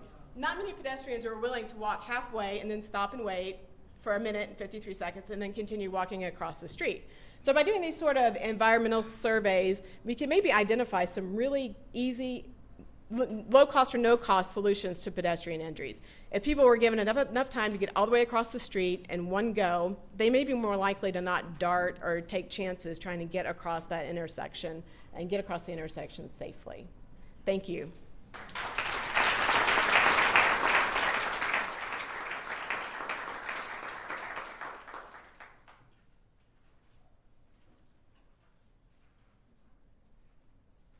So we had 10 minutes for questions, but we're running kind of late. So Christine, what do we have We available? can do that. I'm just getting the mic in case people who have questions want to use the mic. Great. So I'll questions be for the wanderer here. questions for the panel. Anyone is fair game. Jenny, I just have a question. Are people on bicycles considered pedestrians? For this study, no. We are only looking at people who are walking in that data set, yeah. What was the rate of cell phone usage? Did you look at people on cell phones, drivers or pedestrians? That's a great question. Actually, this data set, it was before the law was passed that it was illegal to text and drive. I think that law went into effect in 2012, but I'm in law school, so I would defer to any law people who probably know better than me when that became law. But as far as the database goes, they don't document if the driver was texting, but they do have a place where they say if the pedestrian was distracted. So, and very seldom was a pedestrian distracted. At least the police determined that they were distracted when they were walking. It was like 4% of the time, so it was a very low percentage that the pedestrian. But it'd be fascinating to know how often the driver was distracted. Will that possibly be added to the database now? It might be added now that it's against the law to do so. Yeah. Yes, in the back. I was just curious, since there is a fairly considerable health disparity in the Hispanic population, if there's any initiative to do some sort of public information type campaign specifically in Spanish or in that target area that we saw that there's a health disparity, in addition to looking at some of these environmental studies, since obviously we don't have the means to do a lot of construction in this area, if that was something that you were also considering to decrease the incidence? Yeah, so am I talking loud enough? So Erin Breen from the College of Engineering, she does a lot of pedestrian education and a lot of interventions to help reduce the number of pedestrian crashes. So I'm going to be working with her again, because we have, now that we look at it on the map, we know of an area and we know that they're a high % Hispanic population. So how can we do some of those, how to be a safe pedestrian, both in English and Spanish, and make it culturally sensitive, type education in those areas of town? Great question, thank you. Yes, in the middle here on the right side for the audience. Dr. Parr, could you explain to us the elimination of the numbers at the beginning of your talk due to the lack of or the census tract? Oh, okay. So when we did the zero inflated regression analysis, so we wanted to see what census tract variables helped us to predict the number of crashes that happen within census tracts. If a pedestrian crash didn't have a census tract assigned to it, so the police or whoever entered the data didn't put that data into the database, we had to omit that crash because we didn't know which census tract it fell into in the valley, so we had to eliminate those crashes.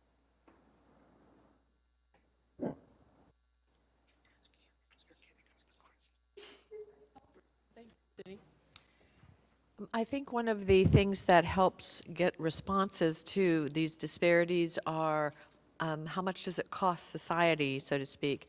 And have you done any cost analysis of every time someone goes into a hospital as a result of one of these accidents, and therefore can present those statistics to our leaders? That's a great question. Actually, Dr. Cools, who's a trauma surgeon at UMC, is in the audience. I know that there's certainly a need to look at that, and we can certainly quantify it, the cost of whenever a person's hit and either injured, whether it's a minor injury or severe injury, or killed. I mean, there's a way to calculate that. So that would be a great way to look at this data and then present it to, people who make decisions. To build a crosswalk than to, right, yeah. Do you?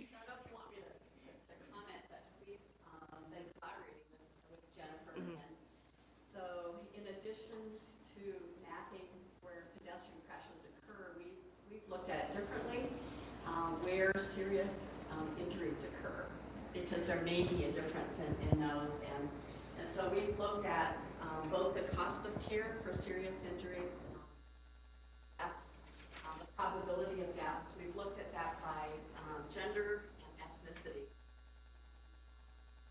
Not surprisingly, among the older populations, it appears an increased incidence of being hit and they're more severely injured. Go on, and I would say one of our medical students who's just presented Monday, and it was very, very compelling. So I think we want to get more granular. We also want to talk, one of the things that's missing is actually talking to people who get hit, almost hit. So that's going to be an area of investigation. We've already started a questionnaire at UMC looking at factors that are behavioral and environmental from the patient's perspective. Almost, we're tweaking our questionnaire as we're approaching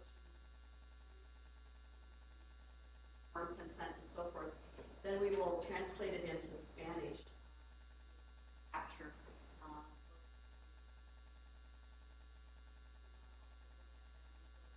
See, Jennifer will help us with that. We are. Yes. Yeah. So in the interest of trying to avoid disparities, are there questions for other folks on the panel? Yes, in the back. Yeah, okay. I don't want to butcher your name that talks about cardiovascular disease in women, but given its late addition to how we categorize this disease in women, what sorts of complications, if you will, are we looking at to starting Women Initiative program? Our health program a little bit, and the fact that it's going to require no risk or healthy lifestyles, but because, as Dr. Chagov mentioned, there has been this history of down teaching or passing bad lifestyle teachings from one generation to another. What complications are we in the medical profession looking at in lifestyle changes within the community from a societal level?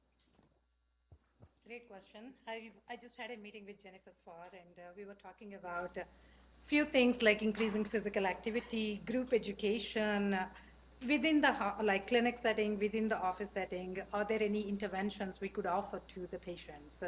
That's what we are initiating right now. But there are a lot of initiatives across the country to prevent. There is a Wise Woman study, and they offer for low-risk women several preventive strategies. So we are at the very beginning of it. So we want to collect the data, and we want to start with nutrition counseling, increasing activity, group education of risk factors, diabetes education, smoking cessation, small interventions in our offices. We have 5 OB/GYN offices within the School of Medicine. So that is the first step we're looking at. Time for one last question. Charlotte? Actually, a question for Ms. Menzel. You mentioned the undocumented workers as far as the workers' comp. Unfortunately, part of the workers' comp tracking process deals with things, first of all, like fraud, and then the second portion of that is percentage of relation. So if you work on a roof, you have more opportunity to fall and get hurt. Therefore, at which point in time should the second accident be paid for the first accident, if that makes any sense. What suggestions or have you done any studies to see if there's a way to track that so that, for lack of a better term, that it's fair to the workers' comp carrier? So if you have someone that you can't track by social security number, you're paying for that particular employer a fair amount for that injury as opposed to paying for his injury he had 10 years ago with a different employer. Well, first of all, they'd have to be able to file a claim. Right. So, and the vast majority can't. But that's a problem, you know, throughout the country, someone who has a pre-existing injury, and the insurance companies have ways of dealing with that. Unfortunately, if I fall off the roof and break my leg, and then they say that I'm 100% and can go back to work, chances are in 15 years I'm going to have arthritis in that leg. And my original insurer is not going to pay for that. That's going to wind up being paid for by the regular medical system. I would say that's probably a bridge too far to look at right now. We're still trying to look at how can we get adequate medical care for this population. But thank you for the question. Well, thank you, panelists. Let's give them a round of applause.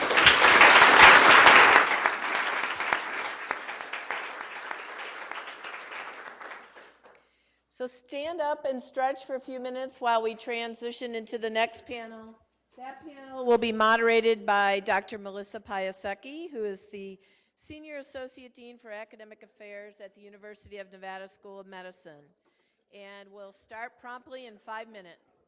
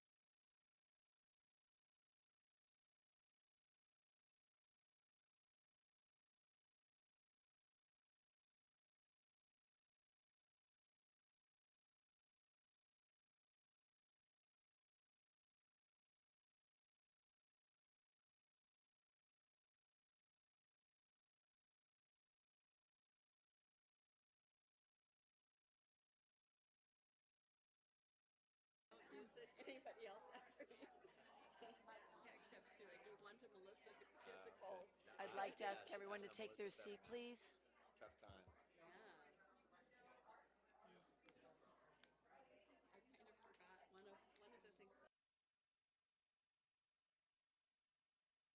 Sorry?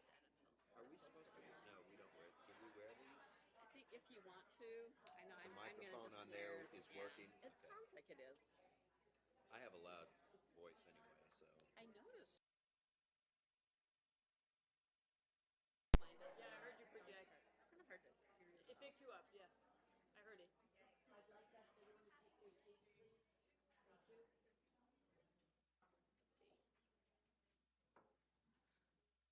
Thank you. Is this mic working now? My voice isn't working, but the microphone is, so we have half a chance here. So my name is Melissa Piasecki, and I'm extremely happy to be here this afternoon, and I'm also very grateful for everyone here for spending their afternoon with us on the symposium.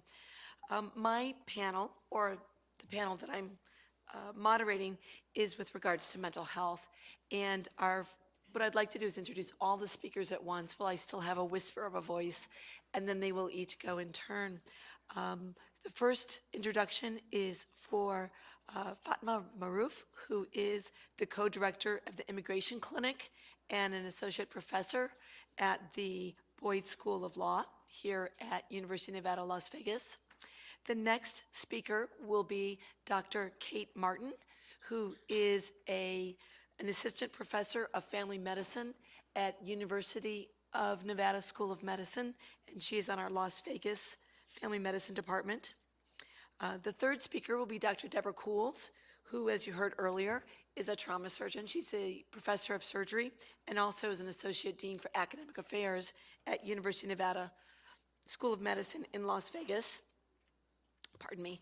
And then our fourth speaker on this panel will be Dr. Christopher Cochran, who is the associate professor and chair of the Department of Healthcare Administration and Policy at the School of Community Health Sciences at University of Nevada, Las Vegas. So thank you all to the panelists, and I would like to invite Professor Maroof to start her presentation. So I'm going to be talking a little bit about immigration detainees' access to mental health care. And this is a very vulnerable population within an already vulnerable population. We heard on the last panel about immigrant construction workers and some of the heightened risks of falls and injuries they face possibly related to their immigration status. They also have issues accessing medical care and mental health care in a number of levels. And if they're facing deportation and they're being detained, then you have not only the fact that they're immigrants, but also the correctional justice system, which limits access to health care in many ways and raises lots of ethical issues for both the medical providers involved and for the attorneys representing these detainees. So if we look a little bit at the history of U.S. immigration law towards mental illness, it's not a friendly one. I'll just excerpt a quote from our 1917 Immigration Act, which excluded from the United States these categories of people: the idiots, feeble-minded, epileptics, insane, people who've had one or more previous attacks of insanity, people of constitutional psychopathic inferiority, and anyone else who is mentally defective. So this list expanded slowly over time. Today, our Immigration Act excludes only people who are assessed to be a danger to themselves or others. That means those people could not get a visa to come to the United States. So beyond that, then we have the question of deporting individuals. And when we deport individuals, many of them are detained, even though they're not being deported because they're criminals. They might have a criminal record, but the deportation proceeding itself is a civil administrative proceeding. It's not a criminal proceeding, but they're often kept in jail with criminals. So of the 250 detention centers in the United States, many of those are local jails or counties that have contracted out their jails to house immigration detainees alongside with criminal defendants. A very small number are run by ICE. Many more are either privatized or contracted out with local jails. So each year we have about 400,000 people passing through immigration detention. On any given day, it's about 30-some thousand. And this has just, increased massively. There's a great map that I was going to show you, but I'm not. But it shows you can scroll from the 1980s to the present day and just see all the dots of the immigration centers just covering the United States. So this is a pretty recent phenomenon to detain immigrants at this massive level. So about 40%, according to the most recent statistics, have no criminal record whatsoever. So these are people whose only offense is that they're in the country without legal status, or they're LPRs who are being deported for some reason. But if they have no criminal records, they're most likely just in the country without status. And they're actually the fastest growing population of federal detainees. This last statistic is really interesting because this was only exposed recently, that Congress has actually set a quota of how many detainees need to be, how many beds need to be filled by immigration detainees every day. So that quota of 34,000 means that ICE, Immigration and Customs Enforcement, is going up and picking up people and putting them in removal proceedings just to fill beds to meet a quota set by Congress. So we don't really have great stats on what percentage of immigration detainees are mentally ill or have some type of mental illness, but there were some confidential memos that the Washington Post exposed showing about 15%. That's an internal estimation. Publicly, ICE has stated more like 2 to 5%, but that's probably an underestimate. We do know that ICE performed a little under 60,000 mental health exams in 2011. But what hasn't been happening in immigration proceedings, which I'm going to talk a little bit more about towards the end, is that, unlike a criminal case where you can't proceed to trial with somebody who's mentally incompetent, you can deport and subject to removal proceedings somebody who's mentally incompetent. And they don't even have to do a competency evaluation. That's not even required. And if they don't have counsel, because there's no right to counsel, to government-appointed counsel in immigration proceedings, then the fact that they can't assist their counsel doesn't matter. It just falls out of the competency analysis. I mean, usually the test for whether somebody's competent is whether they can assist their counsel and whether they understand the proceedings. But in immigration law, if you don't have a counsel, then we just don't worry about that part of it. We just deport you if you're incompetent, if you can, if the judge thinks there's enough safeguards there to deport you. So in the between 2004 and 2010, in only 400 cases, did the government even ask for a competency hearing. So very, very few are being done. Among the population of immigrants and detainees, right, we have people who are fleeing persecution or who fear persecution in their countries. That's a big percent of people in removal proceedings. And when people are fleeing persecution, that means they may have experienced rape, serious physical harm, torture in the past, and they're much more likely to have different types of mental illness. So these are some stats on depression, anxiety, and PTSD, specifically among asylum seekers. What we've learned is that ICE has actually kept track of how much money it has saved by denying treatment. So you can just hear the little registers chinging here. So for not treating depression, ICE says it saved $43,000 by denying treatment, right? That's how it records it as savings. And you can see for these different disorders, including schizophrenia, psychosis, pretty severe disorders, right? ICE is saving money by denying treatment. There have been several critical reports that have come out by Human Rights Watch and other organizations about sort of the bad medicine in immigration detention. And a lot of the problems documented stemmed from an exposure that the New York Times did about sort of the number of deaths that happen in immigration detention, and a large percent of those deaths are suicide. In fact, suicide is the #1 cause of death in immigration detention. But the other types of problems that have been mentioned, one of the ones that the ACLU filed a lawsuit over was the forced drugging of people while deporting them. These were people with no mental illness. They just drugged them to get them to be compliant and not resist deportation. So on the plane, they would give them antipsychotic medications, Haldol, which is used to treat schizophrenia, just for the process of deportation, so they would just be passive on the airplanes. And that's just one example. So lots of issues with mismanaged medication. When immigration detainees cases are on appeal or just willy-nilly, they're often transferred from one detention center to another.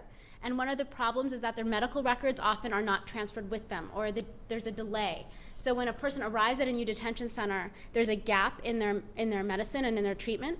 And with detainees with AIDS or HIV, that can be a real problem because they can build resistance, right, if there's these gaps in treatment. So that's also been an ongoing issue. So after all those reports came out, and the New York Times reported on the number of deaths, ICE decided to inspect its own detention centers. So between 2011 and 2012, ICE has its own sort of inspection unit, which did reports on a large number of detention centers, and they found widespread violations themselves. And these are a list of some of the types of violations they found. You know, understaffing is a big problem. Not giving people a medical screening timely when they arrive is a big problem. Not having sufficient suicide measures. As I mentioned, suicide is one of the leading causes of death, if not the leading cause of death. Not even having regularly scheduled sick calls. So people will make a request to see a doctor, and months can go by before they see one. And our immigration clinic here published a report in November of this year, or November 2013, documenting different violations in our local immigration detention. So in Nevada, all immigration detainees are kept in the Henderson Detention Center, which is the local jail. And the city of Henderson has a contract with ICE to house immigration detainees, and makes $10 million a year off of the detention center for the city of Henderson. Because ICE is paying the city for each person that it detains. And one of the things we found was long delays in accessing medical care, and as well as mental health care, as well as dental care. And so people had put in some cases, really waiting several months to see a doctor. And some of them have very severe conditions. So if we look at staff shortages, this is about half of the slots for medical providers in immigration detention facilities are vacant. And why are they vacant? Because the salaries are really low, because many detention centers are located in rural, undesirable places where doctors and nurses and psychologists and social workers don't really want to live, in rural South Texas sometimes. They're also far removed from the legal community, right? That's why a lot of detainees are so easily deported, because there's no resources for them where a lot of them are. And there's very low morale because of the administrative burdens involved in that job and the failure of leadership. It's not a job that's attractive to a lot of doctors. So if we look at these ratios, you know, in prisons, so 1 to 400 in the Federal Bureau of Prisons, right? 1 to 1,000 in immigration detention. This is just one testimony from a person, just to show you an example. This was from a Human Rights Watch report, and it says, this is somebody reporting on this detainee's experience. It says, the detention center decided to take Isaias off his medication for schizophrenia and depression. Isaias became very sick and was put on suicide watch. He smeared feces and spit in his cell. He became very disoriented and refused other medication for diabetes and high blood pressure. He was punished by detention staff. They put him in solitary confinement and gassed him. And the use of solitary confinement is often the main way that they treat mental illness in immigration detention, because they don't have the facilities available to hold people and actually watch them medically. So, you know, a different area where there's sufficient beds available for the mentally ill to be observed or treated is just not available in many of these detention centers. So they just put them in the same solitary cell that's used to punish people for bad behavior. So one of the positive things that has happened in recent years is that ICE has updated its immigration detention standards. So in 2000, ICE had some standards, and then in 2008 and 2011, it updated those standards in pretty significant ways. And some of those major changes were to the medical and mental health policies. So these are specific guidelines that ICE has to follow in all of the detention centers that it's contracted with or that it runs. And it also came up with a specific standard for women's medical care, which is important because it has things like not shackling women during pregnancy, which was happening, and actually including women's health within medical care, which was not happening. But these standards haven't been implemented in most detention centers yet. So our local detention center is still using the 2000 standards, even though it signed the contract with ICE in 2009. And this is probably more information than you need, but if you can line them up side by side and look at the mental health policy, and there's just so many more specifics in the 2011 in terms of timing. How soon do they get to see a doctor? How often do their meds have to be supervised by a psychiatrist? All those things are really set forth in detail in the 2011 standards. So just getting our detention center to update to the most recent standards would really improve the quality of care quite a bit. So the last thing I want to talk about is the fact that we do deport people who are mentally ill. This is an issue that our clinic, and one of our students, Vern Esplin, is here, has been challenging and arguing in immigration court, which is that, we believe that mentally incompetent people should have a right not to be deported. Because they can't participate in their proceedings. They can't exercise their other rights. They can't exercise the right to examine witnesses or to testify on their own behalf. We were just in court yesterday with a client who's paranoid schizophrenic, who didn't testify throughout his removal proceedings because he has very severe delusions and hallucinations, and he can't give coherent testimony. And in a criminal case, that case would never go forward because you would doubt the accuracy and the reliability of the proceeding. But in immigration law, we go forward with that person. And the judge said, well, I'm going to use safeguards because the Board of Immigration Appeals has said that the judge needs to use safeguards. That was the new decision. But what are these safeguards? It's totally discretionary. It's whatever the judge says they are. So in our case, the judge said the safeguard is that this person has counsel and that they have some family members who are going to testify, and that's good enough. And it's really not good enough because our client still cannot testify and cannot have the same exercise of rights that any other individual who is competent would have. So it was not until 2011 that any legal standard existed for competency in removal proceedings. And the BIA finally defined, the BIA is the Board of Immigration Appeals, it defined a standard which says the person is incompetent if they have a rational, and if to be competent they need a rational and factual understanding of the proceeding, and that they can consult with the attorney if there is one. So as I said, that means if there isn't one, that's too bad, then you just need to have a rational understanding of the proceeding. There was a very recent change. So in April of last year, after being sued by the ACLU, the Department of Homeland Security has decided that it is now going to implement a new policy of appointing counsel to incompetent immigration detainees, and that it will get mental competency evaluations done at the expense of the government. So that policy was supposed to go into effect by the end of 2013. It has not yet. They're just barely starting it. But it has some limitations. One is that it only applies to detainees. So like our client who was not detained but was incompetent wouldn't benefit from that. And it's only in facilities staffed by the ICE Health Corps, which is 18 out of 250 facilities. So that policy is really limited. I've already mentioned solitary confinement a little bit, so because I'm close to being out of time, I'm not going to talk about it further, except to say that there's a lot of studies to show that that really exacerbates mental illness. And many people deteriorate while in ICE custody, so they might start out already mentally ill, and then their condition only grows worse and worse. So I will end there. Thank you.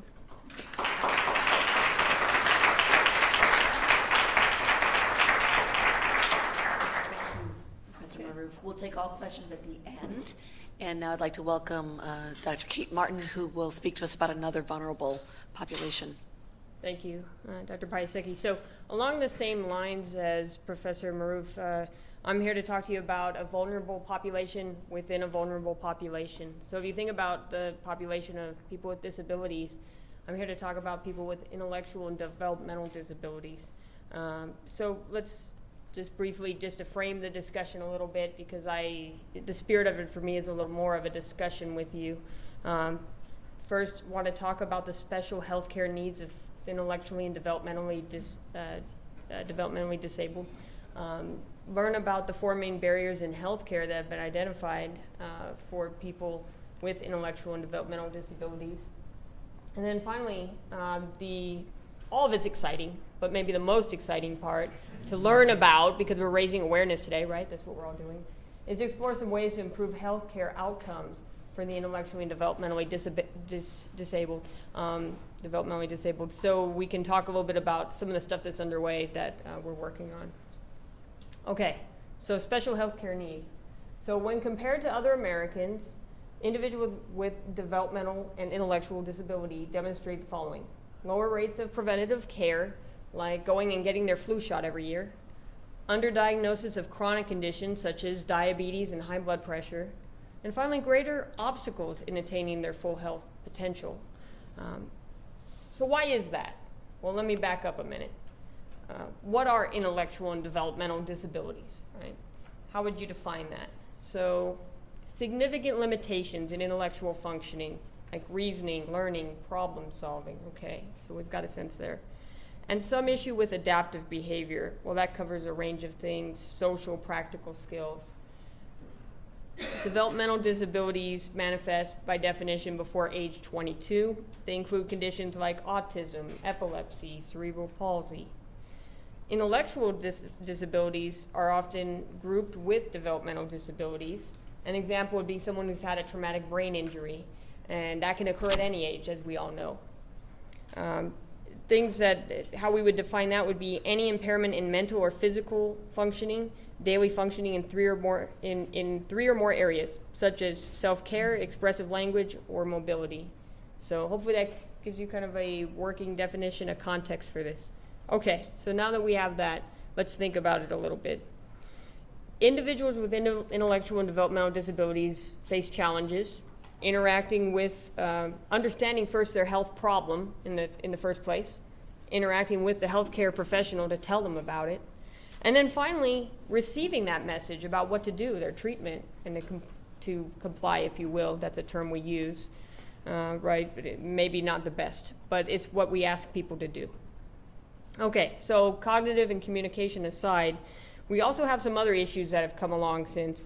It's about accommodations, how we help people access health care, in particular with all the changes that are going on right now that we're all seeing with the Affordable Care Act and changes in health systems. So if you take a quick look at the Behavioral Risk Factor Surveillance System, or also known as the BRFSS, some of you might be familiar, okay?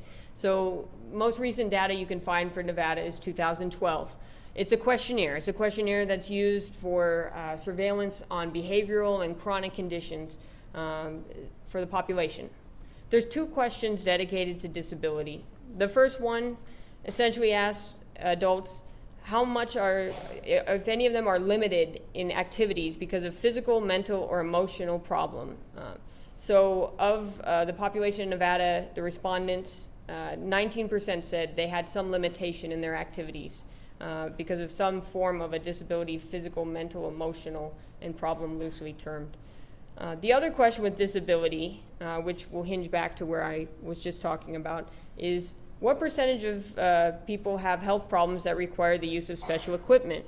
And to that, the respondents who were affirmative that said they needed some sort of special equipment like a wheelchair, assistive device like a cane, a walker, was just over almost 8%, 7.7%.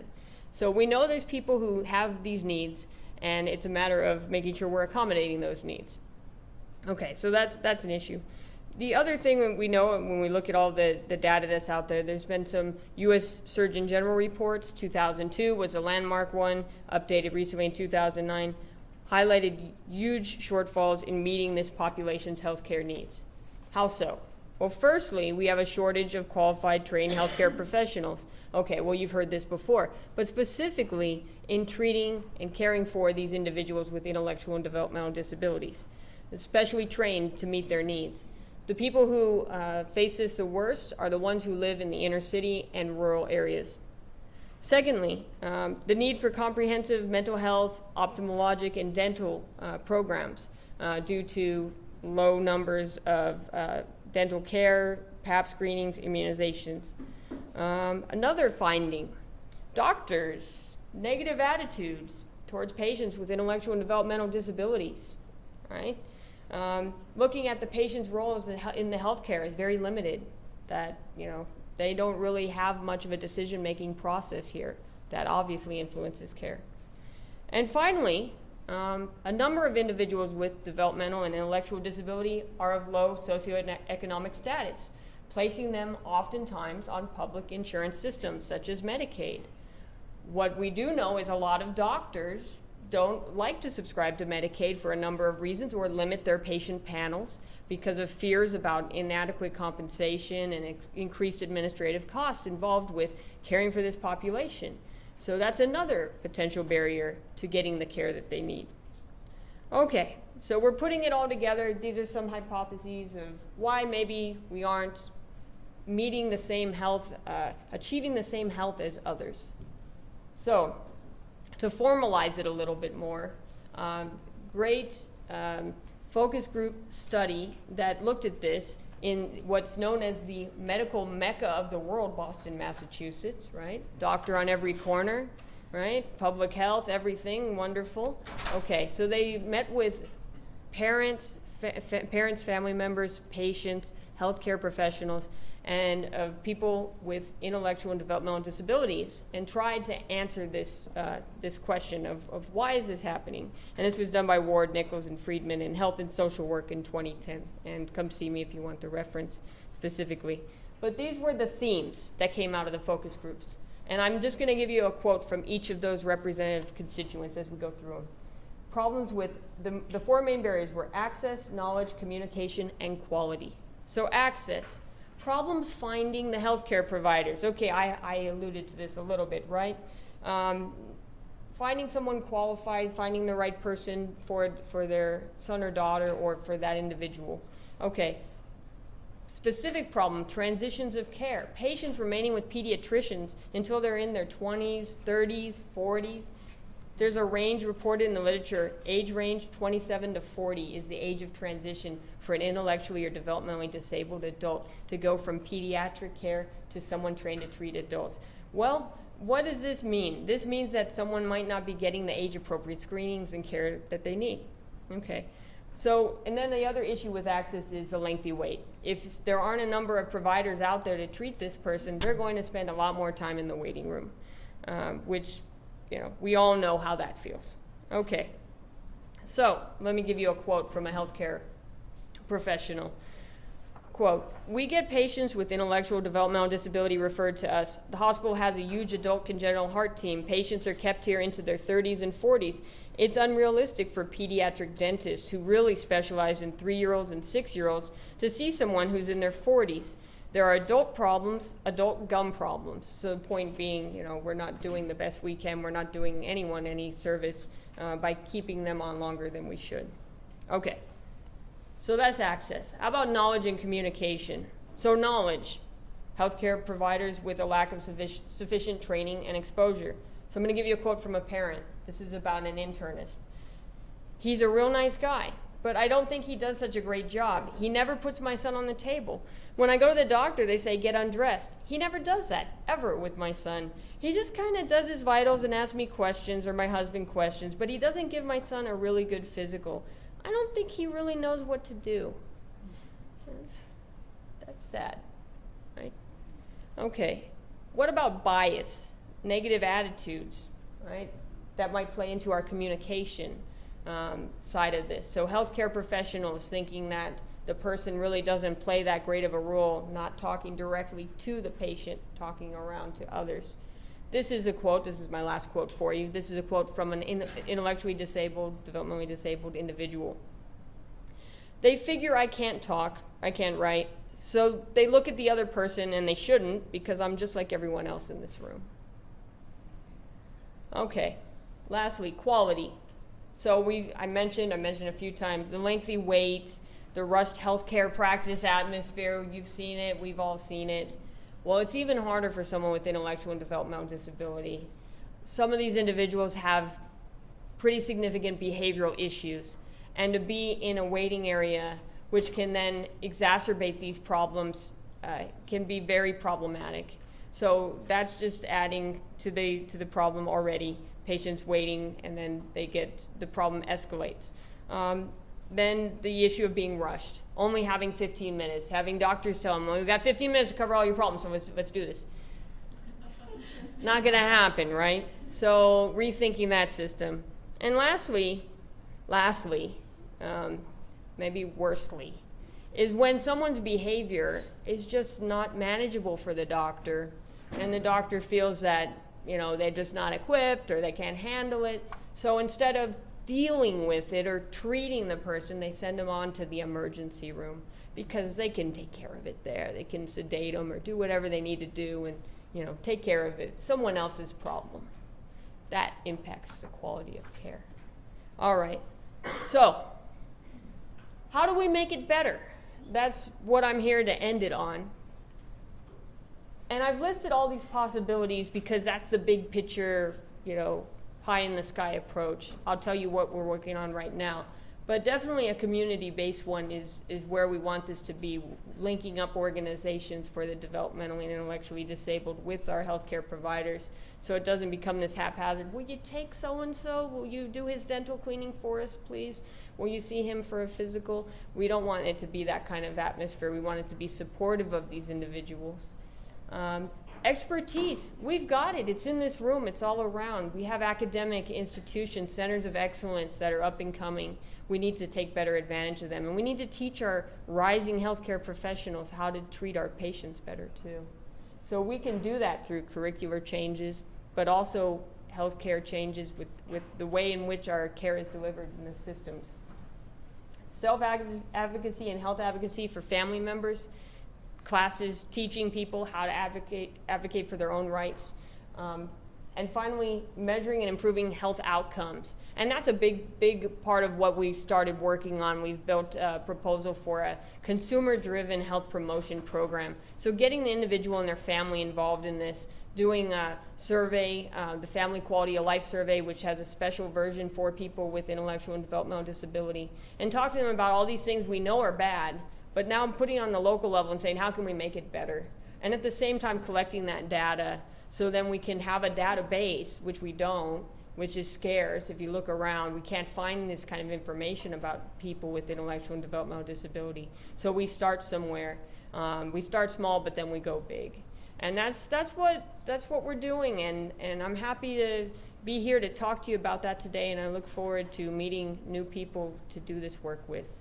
So with that, I'll leave it there. Thanks.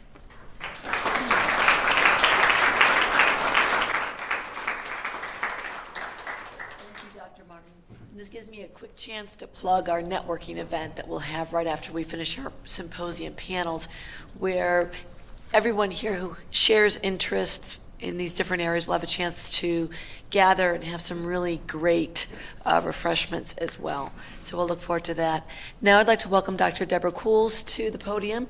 She and the other panelists in this group will now be addressing disparities that are regional disparities. Good afternoon. It's very nice to be here for, I think, this inaugural event. So I'm going to talk to you about a different topic, which is suicide in Nevada. And I'm going to take us through some descriptive information first, so that I want us to understand how Nevada suicide rates compare to national rates, how there might be some disparities within suicide rates within Nevada, and maybe what to do about them, the impact upon community and our healthcare system in Nevada, and also to briefly look at suicide prevention efforts in Nevada, and as well as to identify some opportunities to improve outcomes. So first, we need to understand the language. And when I first started to look at suicide, this was all new language for me. So a contemplator is someone who thinks about self-harm, intends to end his own life, his or her own life, but has only really thought about it. Sometimes we'll have a plan, sometimes not have a plan. An attempter is someone who acts on those thoughts and injures him or herself. A contemplator is somebody who, a completer is someone who ends his or her own life. And when we look at suicide rates, it's typically the completers. The survivor, interestingly, is defined as someone with a close personal relationship to someone who's completed or committed suicide. Now, just some brief facts. Nevada has the 5th highest rate in the U.S. We had been the leader in the country just a few years ago, and we vacillate in the top few in the U.S. In Nevada, suicide is the 6th leading cause of death. And in the 10 to 24-year-old group, it's the 3rd leading cause of death. I'm going to take us first through kind of a worldview, just for perspective. So the areas that are kind of orange and kind of peach-colored, they're very high rates. The areas that are kind of the yellowish, which includes the U.S., is sort of a moderate rate, so 12 to 16 per 100,000. This is data from the World Health Organization, and those in blue and green have lower rates than we do. So kind of nationally, we can look at ourselves in terms of the world. Looking next at the U.S., the dark blue is the highest rates of suicide. And you notice Nevada and a lot of surrounding states, with the exception of California, are in the highest rate. And so we are considered the western, or in many cases, the Intermountain Western states, and we all have high rates of suicide. Want to look a little bit more closely at national rates. Right now, the number one leader in this area is Alaska. Nevada, you can see, which is in green, is very close behind. This is the U.S. average, which is quite a bit lower than where we are. The District of Columbia has the lowest suicide rate. We've used a statistical package called MedCalc to actually compare the rates, and we can see that the difference between Nevada and the District of Columbia is statistically significant. This is all based upon CDC data, and it is anticipated that Nevada will become statistically significantly different than the U.S. average. Going on and looking at injury and different modes of injury, we can see that suicide deaths, you can see this upward tick over the years. The latest data that's available is 2010. It surpasses motor vehicle deaths in our state. When we look at other injuries, including homicide and falls, while they're very significant, are much lower than suicide rates in our state, and they have been for quite a long time. Also want to start to look at disparities by demographics. So first, looking by age, we can see that the top purple line is our geriatric population, and that's 55 years and older. Next, 35 to 54, and all the way down to 10 to 19 years. So we can see the rates are very high, and these are all population adjusted. So they're very, very high in our older population. And this is very significant, and they're statistically significant as well. When we look by gender, and again, these are suicide rates, these are people who've died as a result of intentional injury against themselves. Among males, it's statistically different than females. This is both national and Nevada data. What is, I think, important to remember I haven't covered that in this talk, but when we look at all people who are thinking about suicide or who attempt, the females really start to catch up with the males. They're just not as likely to die as a result of those thoughts and actions. I want to look also by race and ethnicity, and we can see the bar on the left, which is very, very high, are white males. And this is both national as well as in Nevada. So statistically higher in Nevada than Hispanics, Blacks, and Asian Pacific Islanders. There is not a statistical difference, although it looks so, like there would be, between American Indian, or AK means Alaskan Natives, and there's not yet a statistical difference, but again, it's projected that there will be. We've used a common statistical significance of p less than or equal to 0.05 in this look. So we can see that white non-Hispanic are at tremendously high risk, as well as the elderly so far.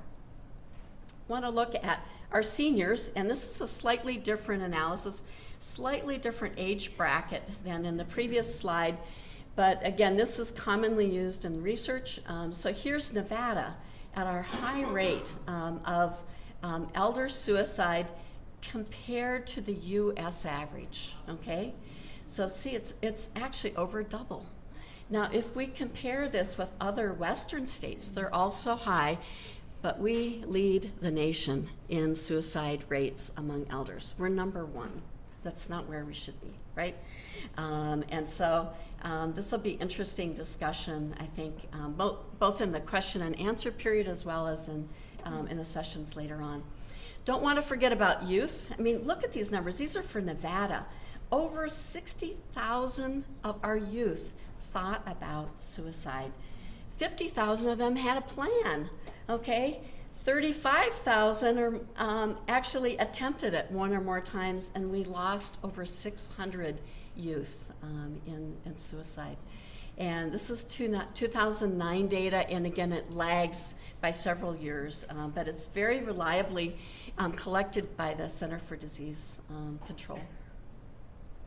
So I just want to briefly look at impact. If we look around the US, over 100 people a day commit suicide.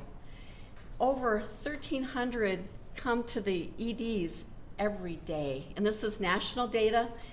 This should be labeled as Nevada data. When we look at years of potential life lost, almost 10% of those years of life lost in Nevada are due to suicide. This is alarmingly high. Native American youth also have high rates of suicide. Firearms, which is a very controversial topic in the U.S., accounts for it's used in 59% of the deaths. Just want to give you an idea of my life.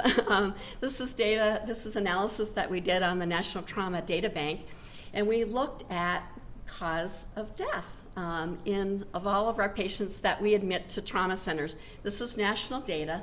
So deaths due to suicide account for 67% of the deaths that I and other trauma surgeons see in our work. So we can see that pales compared to homicide and unintentional injury. Homicide is what gets all the news press, right? Not suicide. If we also, in the past, we've had a grant from the CDC looking at Nevada suicide rates. One of the things we wondered, we get so many visitors here, millions and millions. So are they visitors who come and they lose their money or their house and they jump out the window off the balcony? And the answer is not very often. Mostly it's our own citizens. So it's nearly 90% of our own citizens. And we spent a lot of time trying to tease up that data. Briefly going to just list the suicide prevention organizations, and I'm sure this is just some of them. There's a lot of great effort, a lot of good energy. There's probably not enough work in this area, and I think it's thought that there are very inadequate sources for all issues in mental health in the state of Nevada. But I really want to commend the people who try, and some of them are in this room. So what should we do about it? Again, the CDC, they really do wonderful work in their areas of concentration. For many, many years have really stressed suicide and suicide prevention. So what should we do? We need to teach the community. In adults, actually, an alarmingly high number of people have recently seen a physician, and the physician just didn't catch the fact that they might be suicidal. In youth, they don't see doctors as often and healthcare professionals, so it's really important to educate the community, to identify supportive services, and to make those connections. The U.S. Air Force, as have all military organizations, put a lot of effort in suicide prevention, which has certainly gained a lot of publicity. They've had really significant efforts in this area, and again, they try to remove the stigma. They connect them with supportive services, and this is an Air Force study that decreased the suicide rate by 30%. Most of them really don't look at how many people are thinking about it and so forth, so a lot more work needs to be done. So kind of in conclusion, we are right now at the 5th highest rate in the US. Males are distinctly higher in terms of their completion rate than females. White, non-Hispanic are at risk. There appears to be some protective race and ethnicity factors, probably cultural, for some of the other groups. Native Americans are also at very high risk. Older Nevadans, we really need to improve the suicide rates among older Nevadans. We don't want to lead, as a matter of fact, we'd rather be 51 out of 51, right, rather than 1 out of 51. Youth suicide is very significant, and we can't really ignore this, because when we look at years of potential life lost, I mean, that's really greatest in that population. tremendous impact on our communities, on all of us. Most of us know someone who's committed suicide. It also has a huge impact upon healthcare. It's very costly, but more than anything, we lose productive lives in our state and throughout the country. More injury prevention is needed. I hope I covered the objectives that I set out to. Be happy to answer any questions later. And I would really like to thank the Nevada INBRE and all of the people who helped to plan this Disparities Conference. And thank you again for your attention.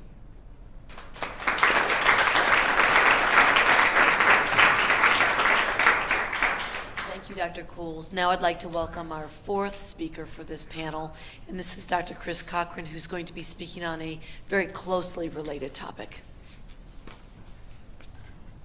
I want to thank you for inviting me and allowing me to participate in this, I think, very important subject, particularly this particular panel. Just a little bit of background on me. Back in the late 80s and early 90s, I used to run a substance abuse treatment program in Texas, a very large public facility that treated both adults and adolescents.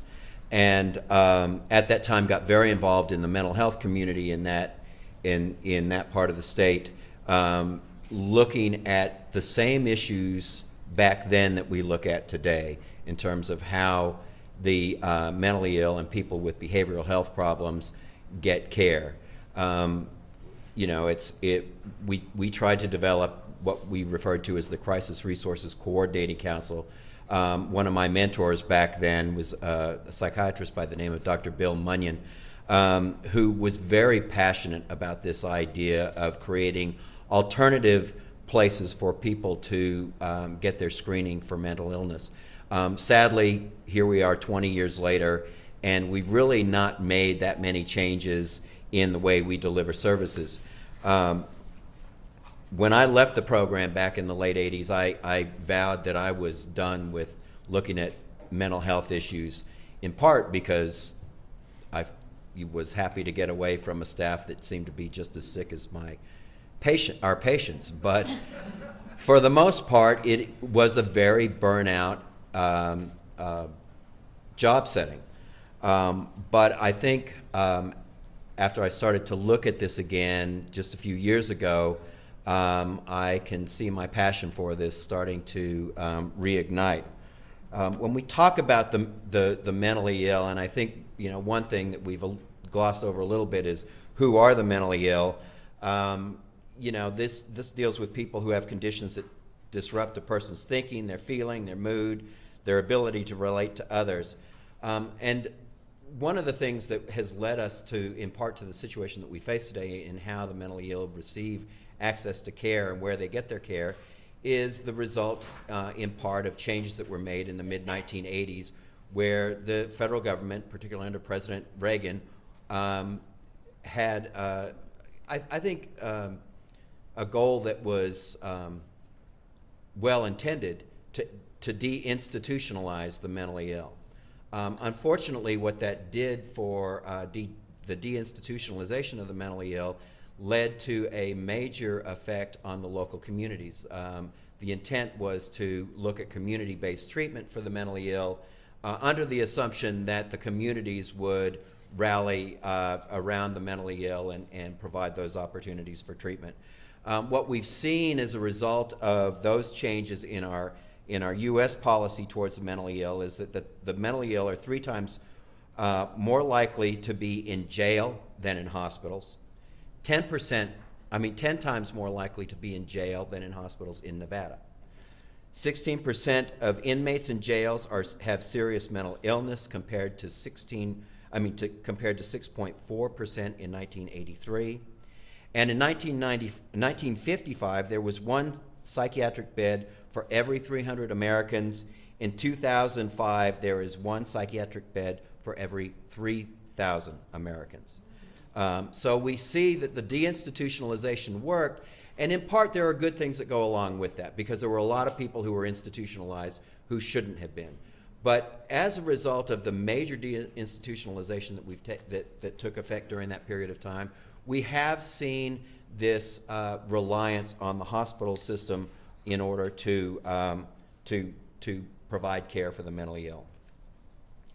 So lack of community-based resources for the treatment of mentally ill people, particularly the seriously mentally ill, those people who require some sort of long-term continuous care, results in an overutilization, at least in our hypothesis, of hospital emergency rooms.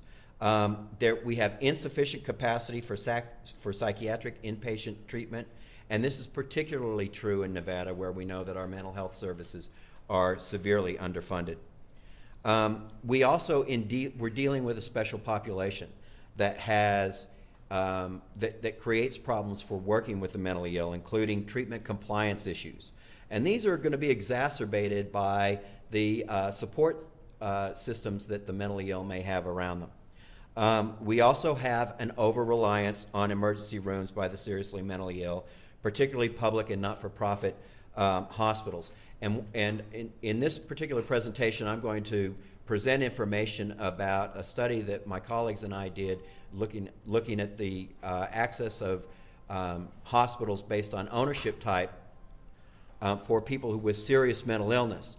And then I also want to present information specifically about Nevada in terms of where of how those disparities might also play out.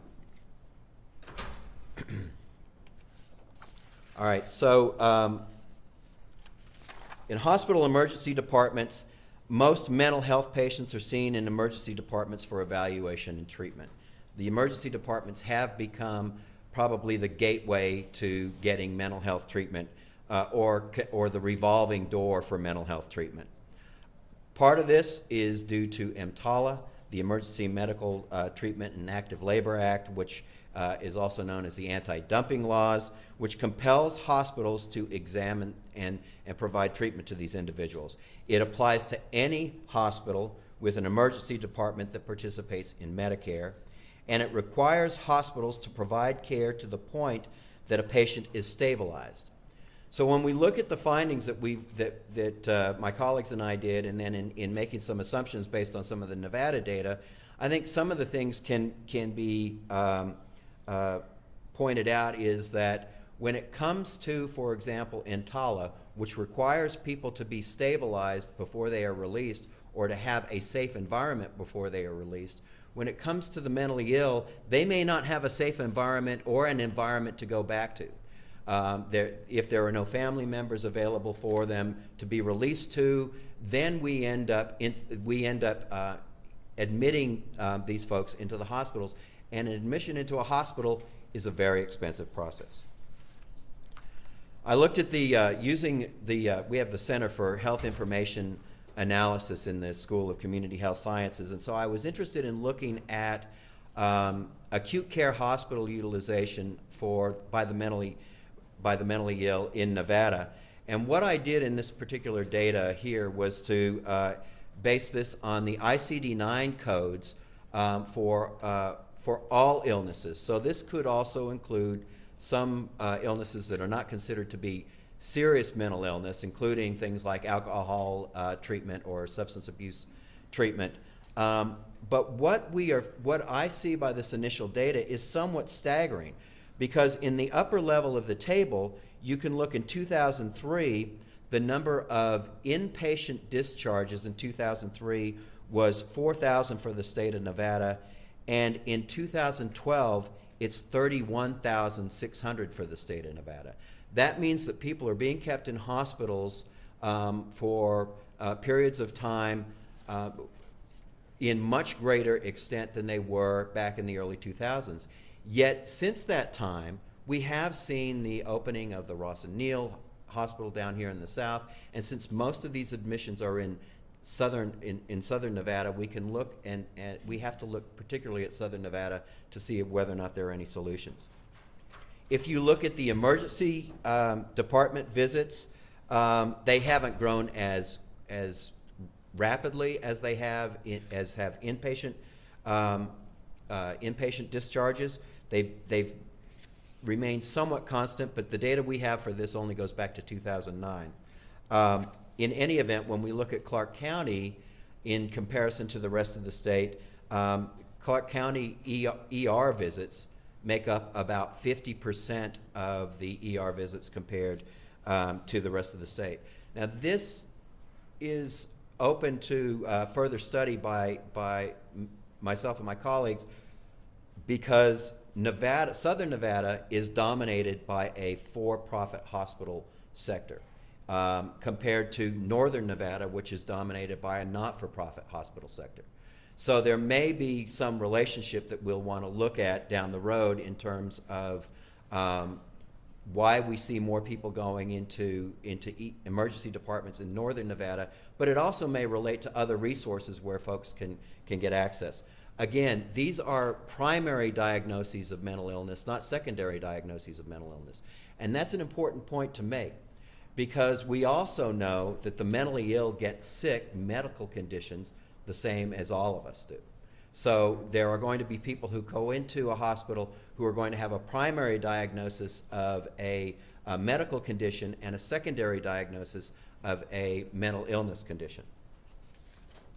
So my colleagues and I wanted to look at market factors regarding admission for the mentally ill. What we recognize over the last several years is that there's increased competition for insured patients, which may not include the mentally ill. There is increase in the number of for-profit hospitals. There is a consolidation of hospitals into hospital systems. So we know that we have hospital systems, particularly down here in the South, but we see that even the hospital systems comprised of not-for-profit systems. So we know that those are all, that's the trend. It's not going to change, and it's probably not a bad idea in any event if we're going to consider things such as economies of scale. There's higher competition results in a reduced, at least our hypothesis is higher competition results in reduced likelihood for admitting unprofitable patients such as the seriously mentally ill. And HMO penetration, managed care penetration in a market, also adds more constraints onto these patients. Managed care in high competitive markets leads to lower negotiated prices for care. Therefore, people who are going to have reimbursements that are lower than other types of reimbursements, those institutions may be less likely to want to treat these individuals than other individuals. When we examined our results, what we found was that compared to not-for-profit hospitals, that public hospitals were more likely to admit the seriously mentally ill, and this is based on patient admissions of over 255,000 admissions. This is a national study. And that investor-owned hospitals, so the for-profit hospitals, were less likely to admit the seriously mentally ill than not-for-profits. For those hospitals that had a capitated arrangement, although this figure is statistically significant, showing that in a capitation arrangement for a hospital that they're less likely to take these patients, it is very close to being the norm in terms of comparison to other types of health insurance markets. And that's in likelihood because we have moved to very much to a managed care market in the way that we provide health insurance in the U.S. However, when we look at highly competitive markets, that we found that those hospitals in highly competitive markets were significantly less likely to want to take people for serious mental illness than those hospitals in non-competitive markets. So also keep in mind when we look at Nevada statistics and Nevada data, when we consider, for example, the rural hospitals that might be part of an evaluation in which there is little or no competition, and they may take these patients in part because they're the only hospital available for these folks to go to. I'm going to skip over this because we looked at two specific mental illnesses here, but the findings mirror the findings that I previously discussed. I did now want to look then at, so what I did was I took the data that we had on inpatient admissions, and this data is based on averages of all beds, not on hospitals. So what I did was I looked at the number of hospital admissions based on the number of beds by hospital ownership in terms of looking at utilization. What this shows is that, again, and this is based on Southern Nevada. In Southern Nevada, that the public hospitals are far more likely to see people with mental illness issues, and that the not-for-profits are also more likely to see people with mental illness issues than the private hospitals are. But I'm not putting there's no statistical significance on this. I haven't evaluated that at this point. This is primarily just a descriptive perspective of this, in part because when you're combining all the hospital beds, we also know that in the market we have a number of hospitals that, private hospitals that do see a significantly higher share of people with mental illness. So this is combining all private hospital beds in Nevada in terms of making that, in Southern Nevada in terms of making that comparison. So in this slide, for example, you can see in looking at emergency room visits for people with their primary diagnosis as mental illness, what I find interesting about this is that you see the usual players, but then you also see some of the for-profits in here, such as Sunrise and Valley and Spring Valley Hospital. Now again, these are ER visits, which could include mental health visits related to alcohol abuse or substance abuse. These hospitals, if you notice, have close proximity to the Las Vegas Strip, so you may be seeing some relationship there, and this is the kind of data that we need to mine a little bit further to find out exactly who these individuals are. We have not looked at zip code data regarding patient-centered, patient-level data. This is hospital-level data. All right, so in discussion, what we found in our national study was that ownership type, market competition, and capitated arrangements affect admission type into the emergency department, or into hospitals. Public hospitals were more likely to admit the mentally ill than not-for-profits. Investor-owned hospitals were least likely to admit than both not-for-profits and for-profits. Hospitals in competitive markets and those with capitated payments were less likely to admit the seriously mentally ill, and hospitals with capitated payment plans were more likely to admit schizophrenic and major affective disorder patients. Competition may affect each hospital type differently, and the comparison between not-for-profit hospitals and for-profit hospitals needs to be evaluated further, particularly since we see many not-for-profits operating in much larger chains. I'm just done. Thank you. Thank you. We have time for questions, and I'm told by the folks doing the video streaming that you do need to speak into the microphone, so wait until I get that microphone to you.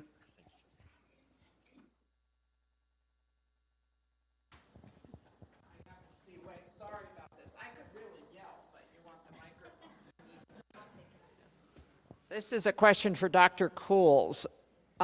You know, I'm intrigued when there's the suicide rate among the elderly is as high as it is.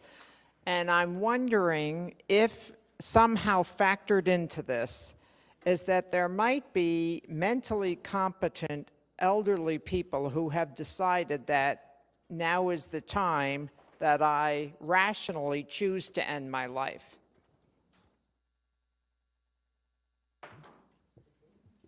Is the mic working? Yes. Okay. So I think, I certainly don't know that information.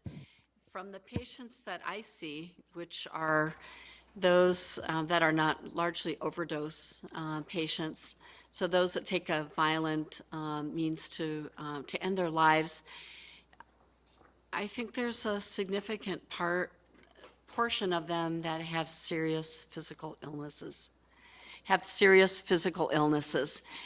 May have metastatic cancer, also may have lost a spouse. So there appears anecdotally in the patients I see to be a high prevalence of depression and of physical medical conditions.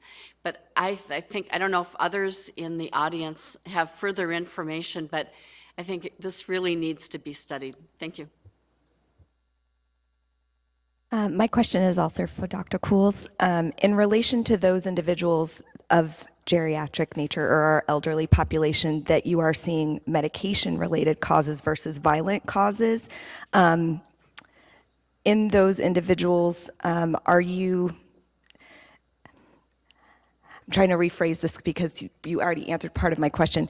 The fact that we don't have a formal drug disposal program in Nevada and the fact that we may have medications in homes or in areas that are being unused or potentially abused, is that being a means for these individuals potentially committing suicide or trying to end their lives by medication means? And sort of looking at that as being part of why our rates are higher in the elderly, because they're more likely to have more prescription medications on hand. I don't know the answer to that question, so I don't see overdoses and so forth. What I would mention is that the percentage of elderly people who see a physician very proximate to their suicide attempt is very high. And I'd like to see if anyone else, it looks like Melissa has her hand up. Actually, I'm wondering if we could pass answers. the phone to one of our faculty right there who I think is doing some work in this area. I think she has a little bit more insight into the means for elder suicides in Nevada. Oh, I was just going to say to the previous question about older people who make the decision because they're suffering and choose that it's their time. I do think that there's a lot of research showing that older people do think through their suicide attempts more thoroughly than younger people do. And so maybe there is an association for people who are older and choose to end their lives, but we still have such a higher rate, and I'm not sure that the comorbidities in our older population actually account for the huge disparity between our state and some of the other states. So I think it would be interesting to look at adjusting for those comorbidities in our state to see if we have a sicker population, how much of the variation goes away, but I do think that there's still a huge disparity. And the question about means in Nevada, even in the elderly population, it's guns. So it's not overdoses, it's guns. Yes.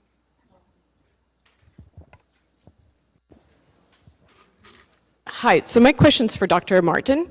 You mentioned knowledge is a barrier to healthcare for patients with disabilities. So my question to you is, in medical schools, do they typically have courses or training for physicians to know how to treat their patients with disabilities, both physical and mental disabilities?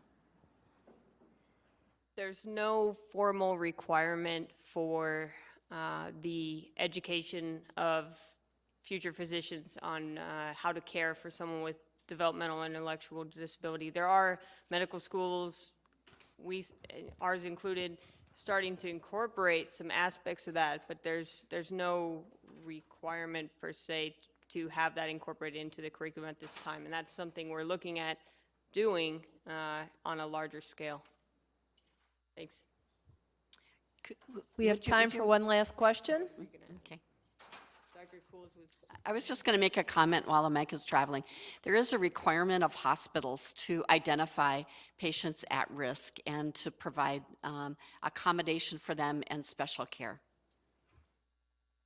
It seems that in other areas of illness and medical disease that early detection often works very well. I don't hear about education in schools and maybe even financial institutions about trying to help people identify potential mental illness to try to address the issue before the person is homeless and desperate and in an emergency room or doing horrible things. When the cancer is metastasized, if we can address it in the early stages, would that help?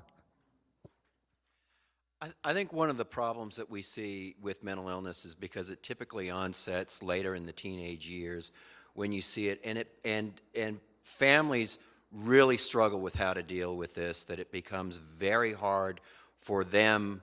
At a certain point, their burnout level becomes very high. I think that's one of the reasons why you see people dropped off, for example, at hospitals, and then I'm not taking him back or her back.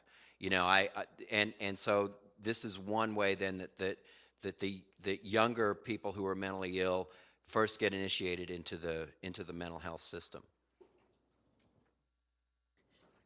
Okay, in the interest of time, let's take a brief break. Our third and final panel is Geriatrics and Elder Health.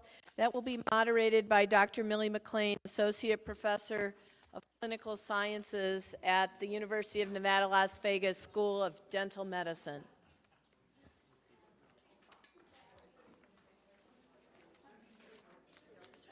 Okay, so did I have too much information?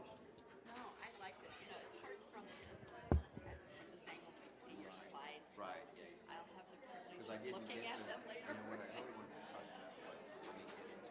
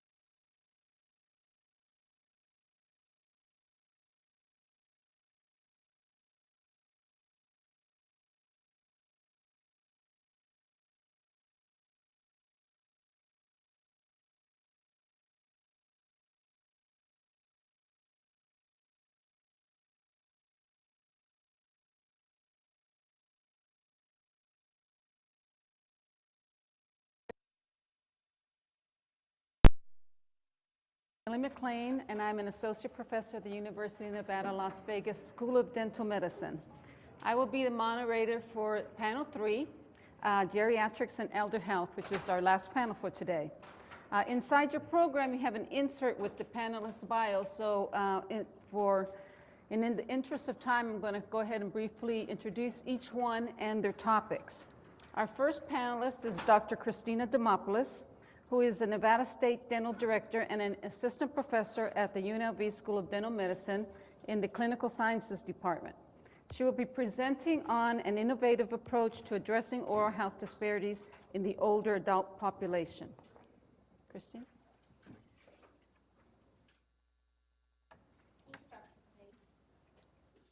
Welcome, and I want to thank you for the opportunity to present on Oral Health Day. Many of you we've seen at different forums, many of you tobacco, so we're talking about this integrated model that is going to help address the needs of the community. Dr. McLean introduced me. If you have questions, we'll hold them until the end. So you can see I want to start off with the Surgeon General's report from 2000 titled Oral Health in America. I don't know if this is on. Can you guys hear? Is it on? Okay, it just doesn't seem like it's on. The report came out in 2000. It's the first time they discussed oral health in the context of overall health. So even though it happened in 2000, wonderful report, oral health was on board, up until the last 5 to 10 years, I don't think other healthcare providers considered oral health in the context of overall health. I was just at a state meeting just a few minutes before I walked over here, and that's all it was about. It was chronic disease and how oral health ties into everything else, including mental health and tobacco and cancer. So it's wonderful to see that this is now coming to fruition. The Surgeon General's report also talked about evidence-based practices to identify populations most at risk to actually give them the care that they need. So in the course of my presentation, I will talk to you about the oral health disparities for the seniors, why they have disparities, and what some of the evidence-based strategies are to help address those needs. Specifically, one of the projects or programs we're working on here at the state level. Some of the concerns with the current oral health care system, there are a lot of structural difficulties. I mean, people that have insurance may or may not know where to go. People that think they have dental coverage, go to the dentist, end up not having coverage. A lot of our senior population may have Medicaid eligibility or even Medicare eligibility. Medicaid doesn't really cover anything in the state of Nevada. They only cover emergencies. Medicare, very, very limited, not really routine care at all. So here they might have coverage for medical reasons or healthcare reasons, but not dental reasons. So that's one of the biggest ones. Also, I was outside, I heard one of your representatives talking about just not having enough people to go around. We have HPSAs or health professional shortage areas. There's a lot of them. So even if a person were just outside of Las Vegas or outside of Reno, they may not always be able to drive into Las Vegas or into Reno to get the care that they need. So I'm going to also talk about that. That's one of the other disparities, just the geographic area. They may not be able to commute to the area they need to get to. At the very bottom, I did mention very few offer comprehensive dental benefits. A comprehensive dental benefit is beyond a cleaning and a tooth pulling. It means they have the benefit of a crown, a filling, something beyond, if your tooth hurts, I'm going to take it out. So that's basically what most private insurances would have. We would consider it a luxury having it. Not everybody has it. So if they do have our senior population, if they don't have private insurance, if they have public insurance, be it Medicaid or Medicare, they will not have this eligibility. They would have to purchase it on their own, and sometimes it's extremely expensive. So specifically, I want to talk about the Oral Health in America. They published a report in the fall of 2013 looking at oral health for the senior population. They basically looked at all the states across the country using these 5 variables and gave everybody a grade. In a couple slides, I'll tell you what Nevada's grade is, which is probably similar to a lot of other grades Nevada gets. We're not doing very well. I think we've made some strides, but this is the first time they've actually looked at these variables across the entire country. One of the variables had to deal with adult Medicaid dental benefits. So basically, which states have Medicaid, which states offer adult benefits, is it a limited service? Be it emergency, is it an emergency service specifically taken out a tooth, or is it comprehensive care? They wanted to really see that state-supported Medicaid, what are you offering to your seniors? The second item is older adult strategies and state oral health plans. The majority of all the states have a strategic plan with the oral health program. They wanted to see if in the strategic plan, were they even looking at the needs of the elders?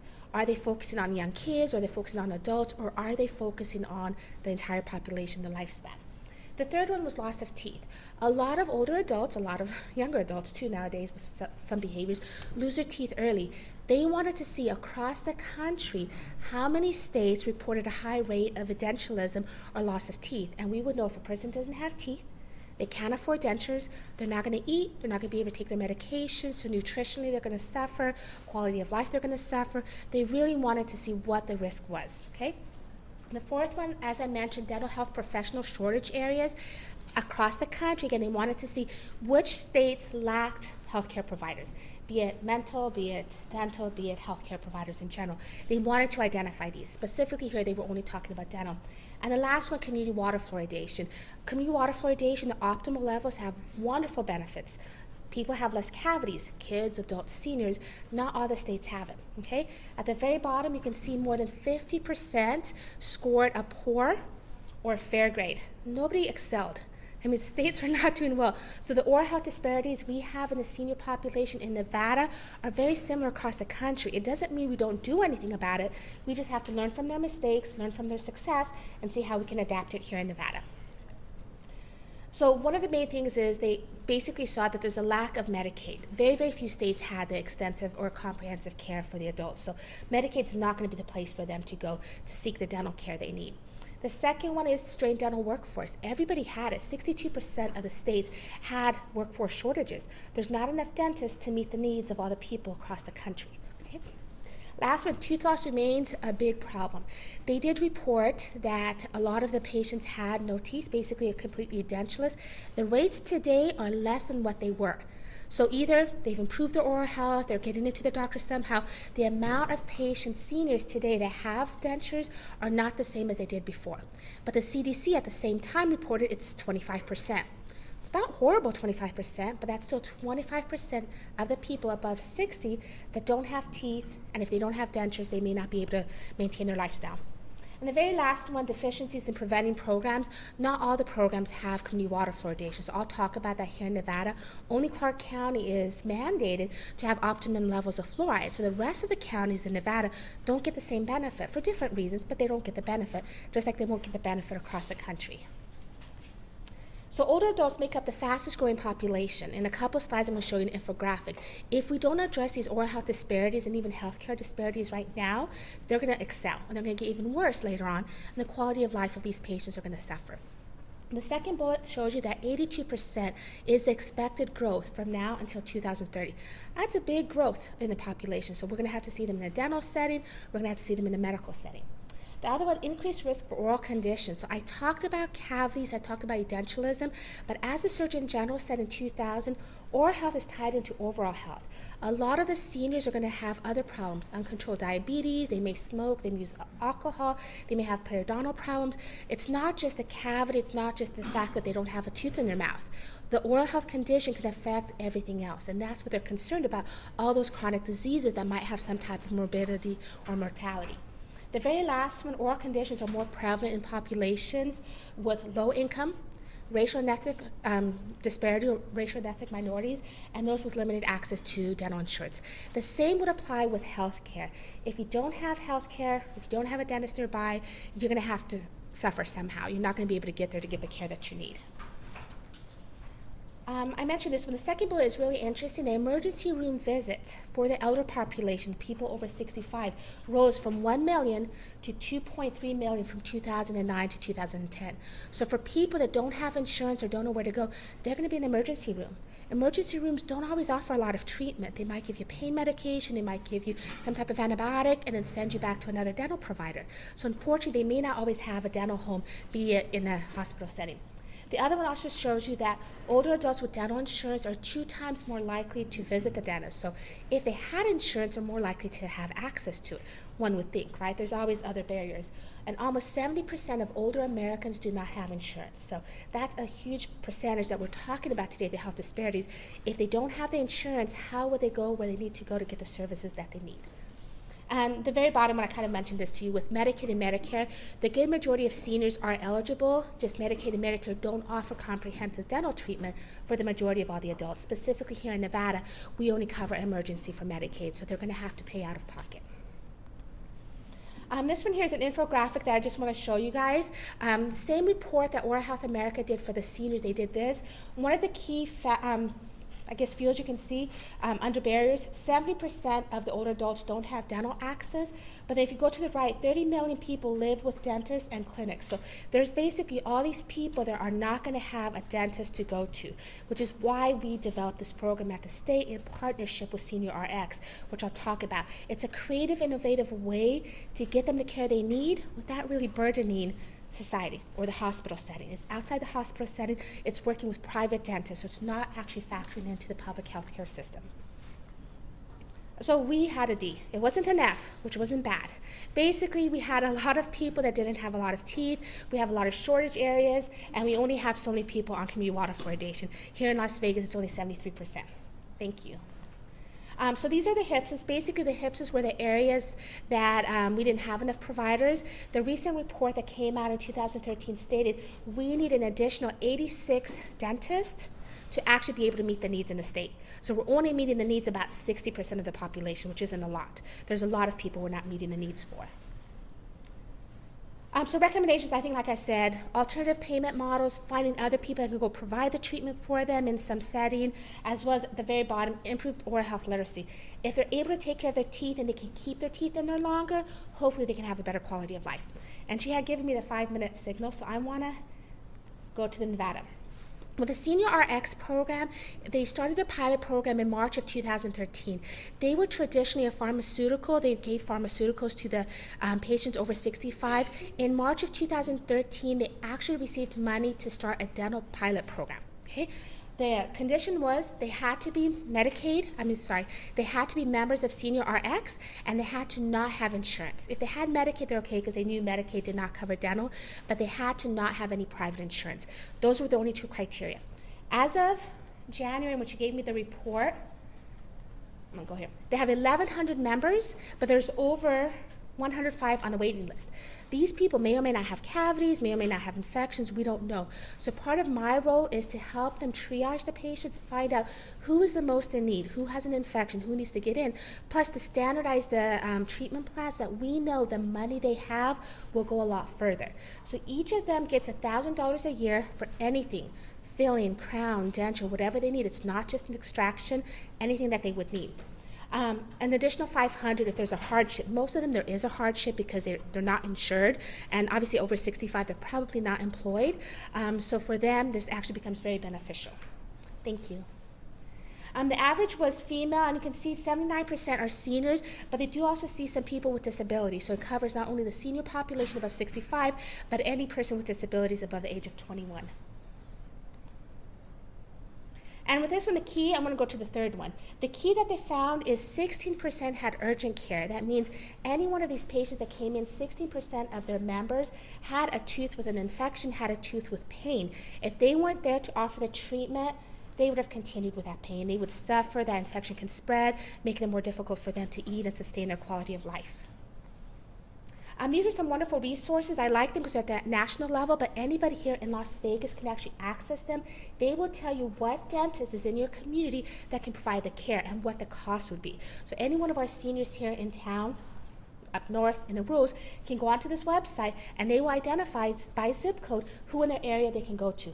Wonderful resource that they have. I really enjoy this website.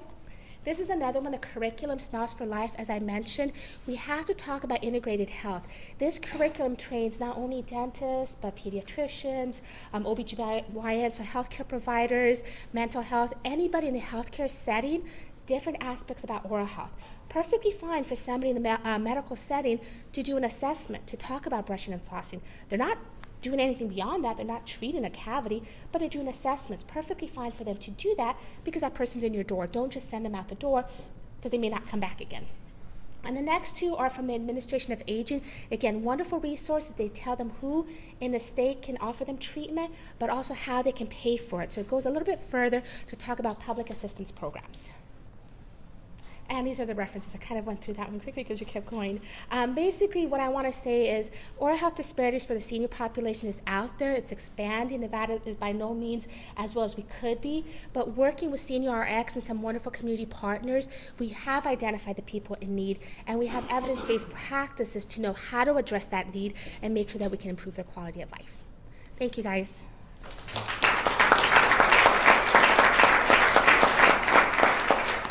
Thank you, Dr. Demopoulos. Our next panelist is Professor Max Gack, who's a scholar in residence in the Environmental and Occupational Health Department in the UNLV School of Community Health Sciences. His presentation will be on helping the elderly in case of emergency within the framework of disparities, public health, preparedness, and laws. Excellent. Thanks so much. And I want to thank you all for the opportunity to present here. And I'm really, really happy that we're all focusing so much time and attention to disparities because they are such an important issue in our community as well as across the nation. So as I talk about this, the one thing I want you all to keep in mind is in Hurricane Katrina, almost half of those who died due to the hurricane were above the age of 75. So just sort of keep that in mind as we're talking about this. I have a pretty ambitious agenda, so I'm going to go pretty quickly, but I'm happy to address questions at the end. I want to introduce the concept of public health emergencies, define it, talk about public health preparedness, in other words, what we usually do to prepare for them, how the law is important, and talk about older adults in this context and why they're disproportionately affected in public health emergencies. And then I want to leave you all with some things to think about in terms of opportunities and next steps. In other words, what can we really do to improve outcomes for these folks in a public health emergency?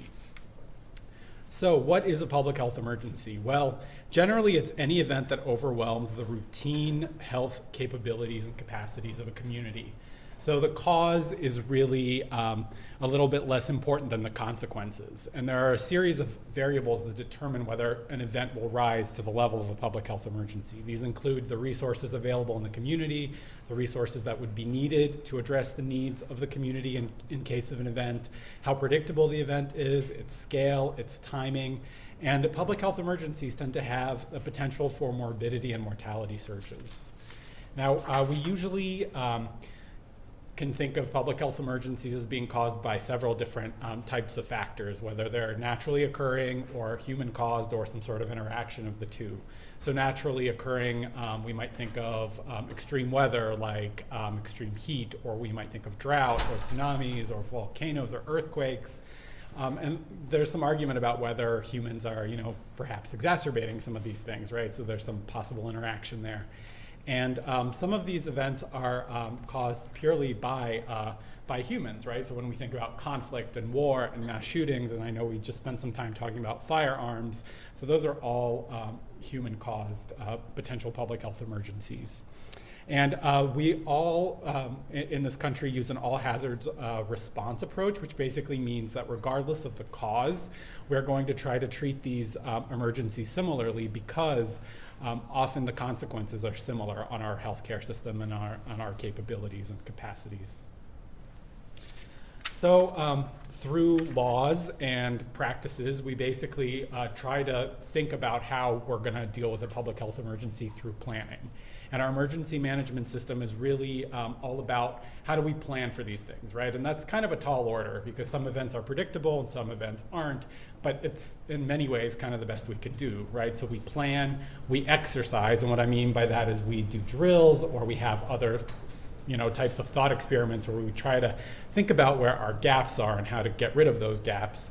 And then we also respond in an actual public health emergency. And through both the drills or the exercises and the response to real emergencies, we try to modify how we respond. We try to learn lessons so that next time we'll maybe do a better job. Public health emergencies really require a lot of different skills, and that manifests in many different ways. And one of those is the interaction of different government agencies in different sectors. So typically what will happen is an emergency management agency will coordinate planning efforts and also coordinate response efforts, but other agencies will be responsible for specific tasks in planning and response. For example, a transportation agency, whether it's at the local level or at the state level, will typically be be responsible for evacuations, while a public health agency may be responsible for alternate care sites, and a human services agency may be responsible for sheltering of the population in case that's necessary. And what I want to emphasize is that this requires working together, and that's another theme we've sort of been hearing through some of the talks today. It requires these various sectors working together horizontally, meaning the local government agencies all working together, as well as vertically. So the local government has to work with the state government and the federal government. Generally, in one of these public health emergencies, the locals respond first, and if they're overwhelmed, the state comes in with additional resources, with additional help, and if they're overwhelmed, the federal government comes in. So I just kind of wanted to give you all a quick background there. So the folks who are well versed in preparedness and better versed than I am would like to think of this preparedness cycle, where we're going to prepare for these kinds of emergencies by trying to think ahead and plan and try to get resources ready and have agreements ready and have laws that are going to facilitate our response, and then respond in an actual event where we're actually concerned about getting folks out of a particularly dangerous situation or getting folks the care that they need. And then there's a recovery phase where we try to get back to the status quo, back to what our community was like before a public health emergency occurred. And through mitigation, we really try to make sure that we're better prepared for the next one. In other words, we're less likely to be affected by a similar public health emergency, or if one occurs, we're going to be less impacted by its consequences. So public health preparedness is really shaped by a lot of things, but one of those things is law. And I kind of want to highlight some of these, some of the ways in which that happens, because I think it's really important to the rest of our conversation and how it impacts the elderly. So just a few things I want to highlight. There are laws at the state level, for example, that require professionals that see patients to report certain infectious diseases, right? And we are basically saying that we're going to give up some of the confidentiality and some of the protections for those individuals because we're really interested in monitoring those diseases to make sure that we don't have a community-wide problem that needs to be addressed. So law is really important in the prevention stage. And also in an actual public health emergency, it's really important too. There are laws at the federal level and at the state level that deal with emergency declarations, how they can be declared, and more importantly, what that means, what the consequences of that are. For example, many state laws say that in a declared emergency, what can often happen is that governments can spend extra funds, or they can suspend regulatory provisions that under normal circumstances would be operating. It also, in emergencies, when they actually occur, we also kind of shift some of the ways that we normally do business, right, and how we think about the law. A good example is how is controlling property, right? So normally when the government takes private property, they have to pay the person who owns the private property. But in this kind of public health emergency, let's say you have some property that's contaminated. If the government seizes that property, they actually don't have to compensate you. And that's just one example of the way in which we sort of suspend our normal operations and the normal principles that control when we don't have a public health emergency. Laws are also responsible for controlling folks in order to prevent and address public health emergencies. So things like quarantine laws and laws that try to institute other control measures to make sure that infectious diseases aren't spreading as quickly. There are laws that institute mutual aid agreements to try to work out some issues between different jurisdictions to share resources. And there are laws that try to encourage folks, especially those with a healthcare background and a medical background, to be good Samaritans and to provide aid in an emergency by protecting them from potential liability in case they provide assistance to folks. So what I really want to highlight with you all is vulnerable populations, which is a term that a lot of us have been talking about, right, and how the elderly fit in a public health emergency. So vulnerable populations in this context are basically those that can't comfortably access and use available resources in an emergency. And I want to emphasize that the elderly, especially if we define them as 65 and older, are a really heterogeneous group, right? And there are lots of possible reasons why folks that are over 65 might fit under this definition of vulnerable population. It could be a sensory impairment, it could be a cognitive disorder, it could be a limited English proficiency or poverty or multiple chronic conditions. But the idea is that there's a lot of overlap in the two groups and that vulnerable populations really need some extra help, which is not something that our public health preparedness system is really based on, right? For instance, we're all supposed to have 72 hours worth of food, water, and medicine so that if there is an emergency, we can take care of ourselves for the first 3 days. I don't know how many of you all have that. Nevadans, based on a recent survey, for instance, of 14 states, were actually least likely to have those kinds of resources available. So that's fine and dandy for those of us who aren't in this vulnerable population group, but for some folks, they need extra help, right? And the elderly, some elderly folks fall into that category. So really quickly, just wanted to show this information here on our demographics in Nevada and compare those to the US to show that we have lots of folks who are 65 and older that are living in dependent facilities, and we have lots of folks who are 65 and older that are living with disabilities, even though those numbers are slightly lower than in the US overall. So in a public health emergency, there are lots of possible ways that the elderly can be impacted. And whether or not an X goes in some of these rows can kind of be debated, right? But if we have independent, semi-independent, and dependent elderly, which is really a question of how much assistance they need with activities of daily living, and also a question of whether they're living in the community or in some sort of healthcare facility, there are various factors that make a lot of elderly folks more vulnerable. So some of the reports suggest, for instance, post-Katrina, there were lots of folks who were targets of fraud and abuse, lots of issues connected to social isolation. If you're in a healthcare facility, you're going to be more likely to be susceptible to communicable diseases within that facility. You're also going to be at the mercy of the facility's response planning efforts. So I just kind of highlight this to sort of demonstrate some of the issues that the elderly are likely to face in a public health emergency. And we really need to be thinking about them as we plan for these kinds of things to affect our state. Fortunately, there are some laws that are there to help us. I want to emphasize that most of them are federal laws, and most of them really focus our efforts on planning, which kind of makes sense, right? Because in some ways, that's really all we can do, right? Especially with an event that's unpredictable, right?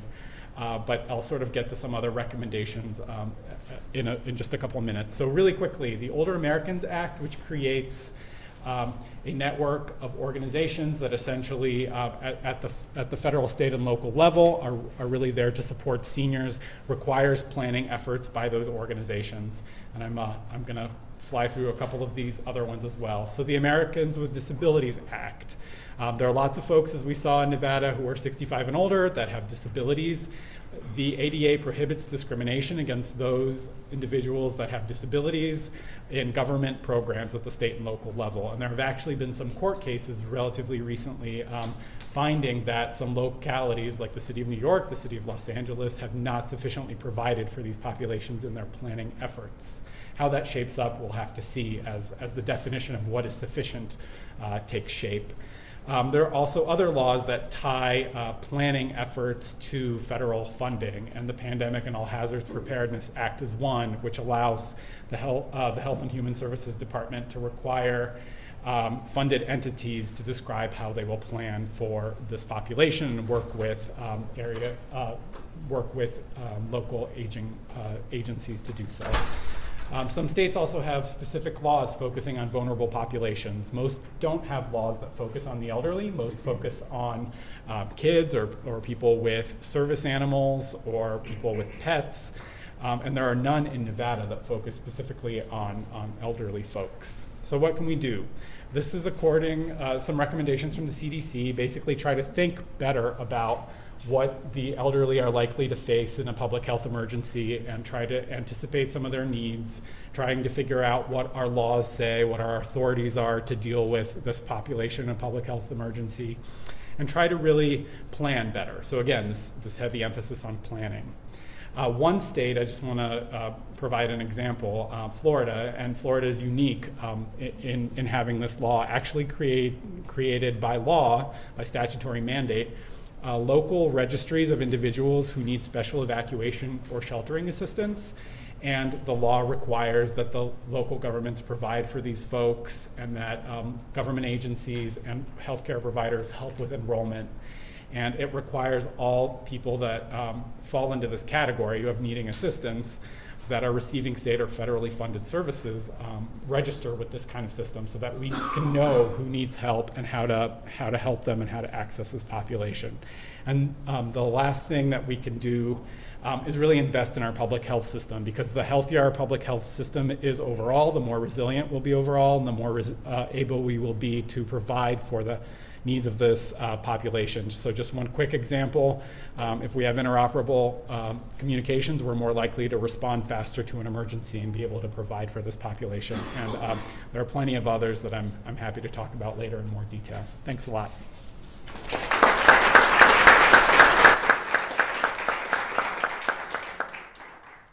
Thank you, Professor Gack. Our third panelist, Dr. Peter Reed, is the director of the University of Nevada, Reno Sanford Center for Aging, and is also a professor in the Community Health Sciences Department at UNR. His presentation will be on disparities in Alzheimer's disease prevalence, supports, and services. Thank you very much. I am delighted to be here. This has been a really fun day because of the incredibly wide range of topics that we've been able to hear about. I mean, and they all intersect in so many different ways. And it's just really been a delight, and it's a pleasure to be here and to have an opportunity to talk to you about Alzheimer's disease and some of the disparities that exist, both in terms of the disease itself and also the supports that are available for it. Before I get into all that, though, I want to mention a couple of things about aging, since this is the panel on elder health. And Max alluded to one of these as well, which is that there's a tendency when people think about aging to think about older adults as being a homogeneous group. You know, we plan a policy for older adults, or we plan a set of services for older adults, but there really is no group that is more heterogeneous. And in fact, you can look across the life course, and if you have healthy newborns and healthy young children, you take them into their pediatrician and they can chart their growth and development according to a curve and show you exactly where they are in terms of their normal development. But then as people progress through the life course, right, your genetics start to manifest themselves, and the environmental conditions and the social surroundings that you've been exposed to give all of us a really rich and different life experience. And so for people that are fortunate enough to live into elderhood, really the only thing you can say they have in common is the fact that they've been fortunate enough to live a long life. And I would say also that one of the other misconceptions about aging is that it equals old age. And I am delighted to tell each and every one of you that you are aging. And that if you are fortunate to continue aging, and hopefully age well and be healthy into your older years, then you will enter the life stage of elderhood, which is going to happen after you've lived through adulthood, just as you lived through childhood. And so aging is an experience that we all have in common, but it's an experience that will manifest itself very differently in all of our lives. So I just wanted to start with that. And now also, before I get into Alzheimer's disease, I wanted to introduce each of you to the Sanford Center for Aging, because I expect many of you are not familiar with what we are and what we do up at the University of Nevada, Reno. We are, first, you'll notice, the Sanford Center for Aging. And that's because we are for aging. We believe aging is a positive experience, and that elderhood is an experience that hopefully all people will have the opportunity to do if they can live a long and healthy life. And it should not be viewed, as it typically is, as something that should be feared or something that's a period of decline, right? That it can also, just like any other life stage, be a continued opportunity for growth, development, creativity, and engagement and vibrant activity as a part of your community. And so our mission at the center really is to enhance well-being and quality of life through translational research, education, and community outreach. And we do that in four primary ways. two of which we've done over the last several decades, which are to offer community support programs, community outreach, that's direct service in the community in some cases. In other cases, it's health education. In other cases, it's offering civic engagement opportunities to maintain meaning and well-being. One that I would highlight and mention, because it is a statewide program that people that you're serving may benefit from, is that we offer a medication therapy management program in which we have a certified geriatric pharmacist who can do a review of the medication profiles for older adults and look for potential things that could be improved to help to enhance their condition. And then they provide tailored recommendations to their primary care provider and help to advocate to bring their medication profile in line with what's going to be optimal for their situation. And that's a free service. So if you're interested in referring someone to that program, certainly let me know. We also have an academic program through which we offer both a minor and a certificate in gerontology, so we're helping to shape the future leaders of this world. We just launched a new initiative this spring called the Aging Research Collaborative. And the purpose of this is to recognize the interdisciplinary nature that is demanded by the multidisciplinary experience of aging, to reach out across the campus of UNR and to colleagues at UNLV, and to bring people together to consider what piece of the puzzle they have in terms of aging. So far, we're really, in this year, just launching it, trying to expose people to the latest research and practice in the field of aging, and then just foster collaboration and build relationships. And as we move forward, we're going to look for ways to support faculty in being able to better pursue interdisciplinary research projects together. And then finally, we are starting with a blank piece of paper and planning a new whole person, elder-driven, interdisciplinary, geriatric assessment, planning, referral, and navigation service. And so it's going to be a new geriatric clinic that will offer services to the community for, and it's going to be a thoughtful process over a period of many months to bring that to fruition. But we're hoping to be able to provide a service that will complement the other existing services within the community. So that gives you a little bit of an introduction to the Sanford Center. And now I want to shift and talk about Alzheimer's disease, and that really is my background. I've spent my career focused on ways to improve the quality of care for people living with Alzheimer's and ways to improve quality of life. And I would say, for those of you who aren't familiar, Alzheimer's disease is a neurodegenerative disorder. It's progressive, so as people develop it, the symptoms and the impact on their lives continue to get worse and continue to decline. Many people don't realize that it is in fact a fatal disease. And the CDC shows nationally it's the 6th leading cause of death overall and the 5th leading cause of death for people 65 and older. I will say that a recent study just came out that showed that Nevada actually has one of the lowest mortality rates in terms of Alzheimer's disease. And I know there's been a lot of people saying, well, Nevada's low on these indicators. That's probably not a good sign, because largely there's been a dramatic increase in mortality attributed to Alzheimer's disease because of increased reporting. When they fill out the death certificates, they're putting it as a secondary cause or an underlying cause of these different kinds of things that are happening. And so that trend in increased reporting, perhaps, is my proposition, perhaps hasn't come to Nevada yet. But some of the things that we're looking at in terms of Alzheimer's are some of the things that may reduce risk and what some of the causes of Alzheimer's are. Certainly it's age-related, so as people increase in years, they have an increased likelihood of developing it. Some of the classic studies have shown that there could be an educational component, though I'm not sure that is necessarily affecting the course of the disease itself, but probably gives people a cognitive reserve so that it can attenuate some of the symptoms. And then they're also exploring lifestyle risk factors, so physical activity, diet, exercise, and those kinds of things. I want to flip now to the prevalence and projections. So it is currently estimated, and this is actually a report that was put out just last month by the National Alzheimer's Association, their annual facts and figures report. They believe there are 5.2 million people in the U.S. with Alzheimer's disease today, and about 37,000 in Nevada. And I highlighted Nevada, and then I also went ahead and included our neighboring states, because you'll see the projected increase in the number of people. And this is pretty amazing. If you look just really over the next 10 years, they were expecting a 73% increase in the number of people living with Alzheimer's disease in Nevada. And in fact, if you look at all of the national data, that's the second fastest growing population of Alzheimer's of all the states. Now you may ask, well, why is that? And again, it's really kind of an artifact of the statistics and the data that they use. So they took national prevalence rates, right, and then applied them to our state census data and our state census growth projections. Okay, but that also says that Nevada is aging very quickly. And in fact, the Sanford Center put out a report last year called the Elders Count that did in fact show that Nevada is the second fastest growing population of people over the age of 65, behind only Alaska. And I would give you my projection for the future of Alzheimer's disease. Historically, Alzheimer's has been diagnosed in the middle and later stages of the disease, when the cognitive impairment, memory decline, functional decline, activity of daily living have been much more pronounced. But more and more, we're starting to see people come forward and be diagnosed in the early stage of the disease, when they still retain a lot of abilities, when they still can contribute to the community, though they're experiencing some memory deficits. And I think that that's going to be the future of Alzheimer's. If for no other reason, you're going to have the baby boom generation pass through the early stage of Alzheimer's disease on its way to the later stages of the disease, right? But over the next 10 years, 15 years, 20 years, I'm pretty sure there are going to be some innovations in early detection. So they're going to be catching people earlier in the disease, and hopefully there'll be some sort of disease-modifying drug that will actually arrest the decline.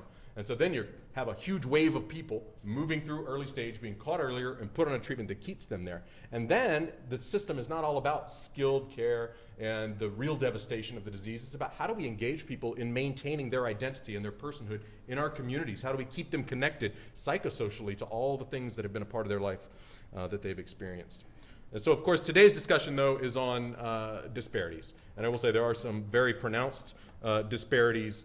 First off, just in the prevalence of Alzheimer's. So 2/3 of people living with Alzheimer's disease today are women. And we know exactly why that is. It's because Alzheimer's is an aging-related disease, and women simply live longer. But the flip side of that is that the people providing care to people living with Alzheimer's disease are also largely women, right? So their care partners are women. So in a sense, you could consider Alzheimer's disease to be a women's issue. That's one element to this because of that care burden and because of its increased prevalence among women.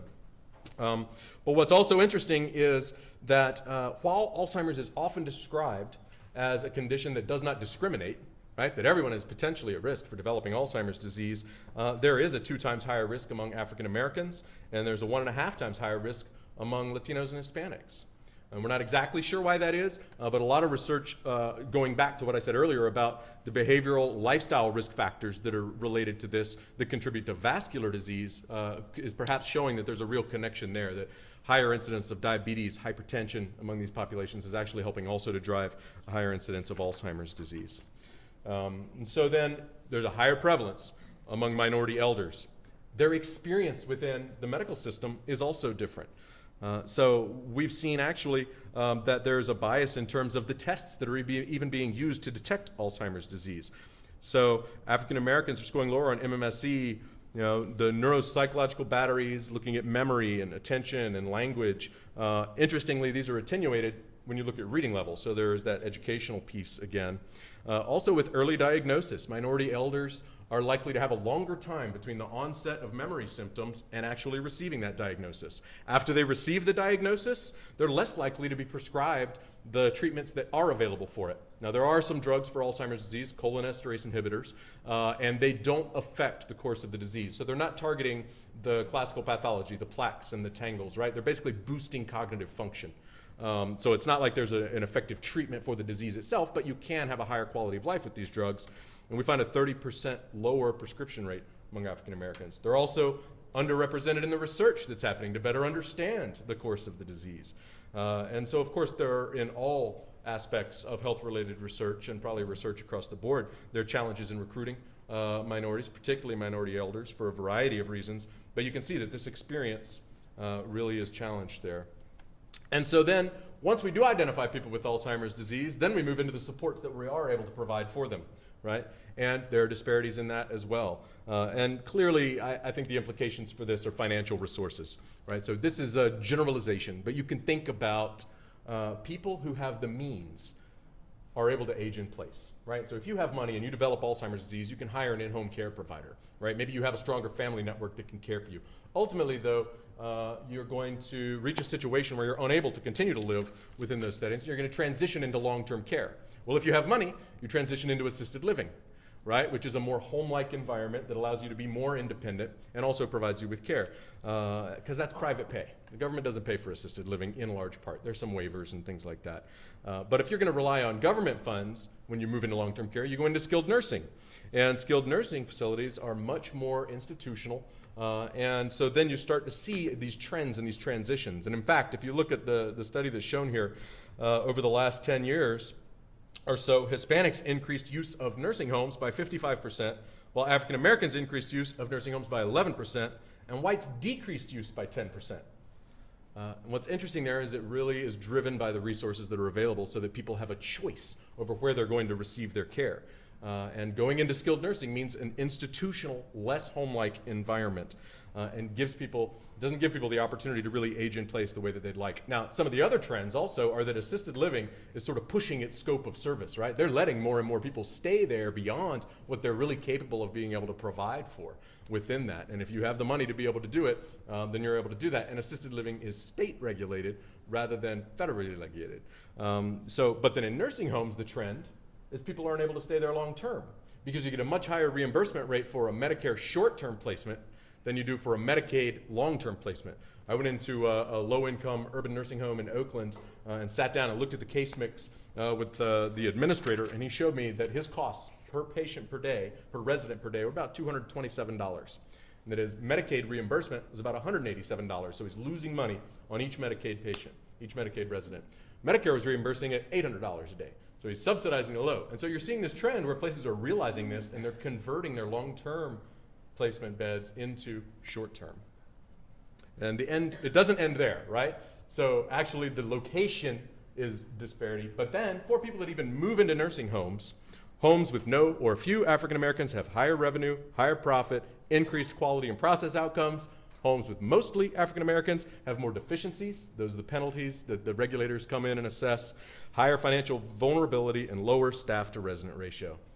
So you can see the disparities across Alzheimer's disease really start with the prevalence in the condition, move into the experience with the diagnosis and treatment, move into the choices around the settings in which you're going to be able to receive your care, and then even move into the quality that's available to you within the settings that are present for in terms of your options. So there's some real challenges that exist, and my time is up, so I can't talk about the intersections that I saw with the discussions about intellectual and developmental disabilities and suicide and all the other great talks, but hopefully that's what the networking event is going to enable us to consider. Thank you very much.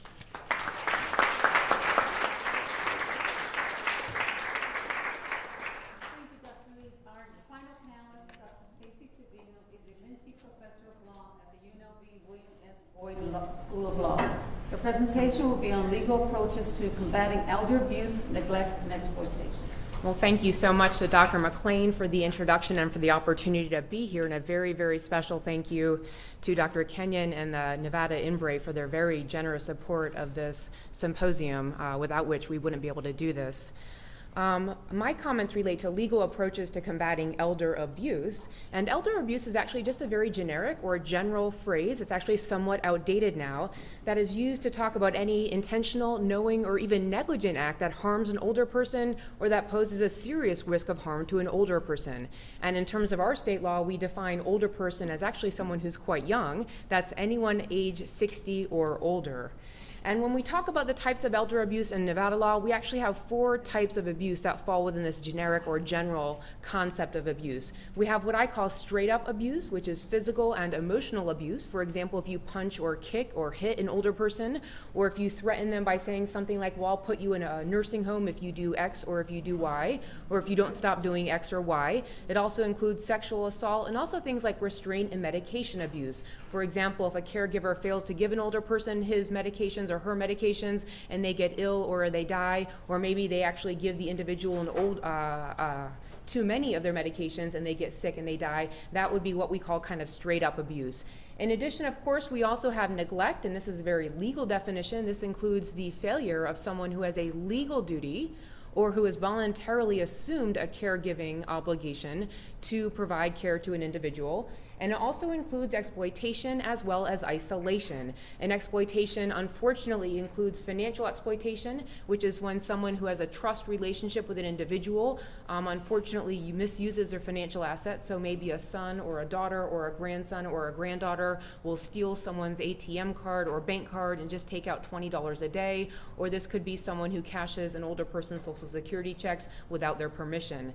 And finally, isolation, you don't hear too much about it, although it was actually mentioned in one of the prior conversations today, but this is anyone who prevents an older person from meeting other people or talking to other people on the phone or receiving emails or something like that.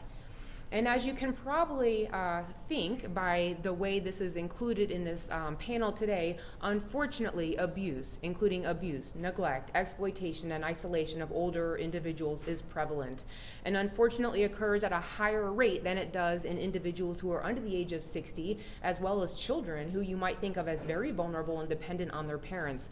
Depending on the study, depending on the state, depending on the county, between 1 in 9 and 1 in 11 of older Americans has been subject to abuse in the last 12 months.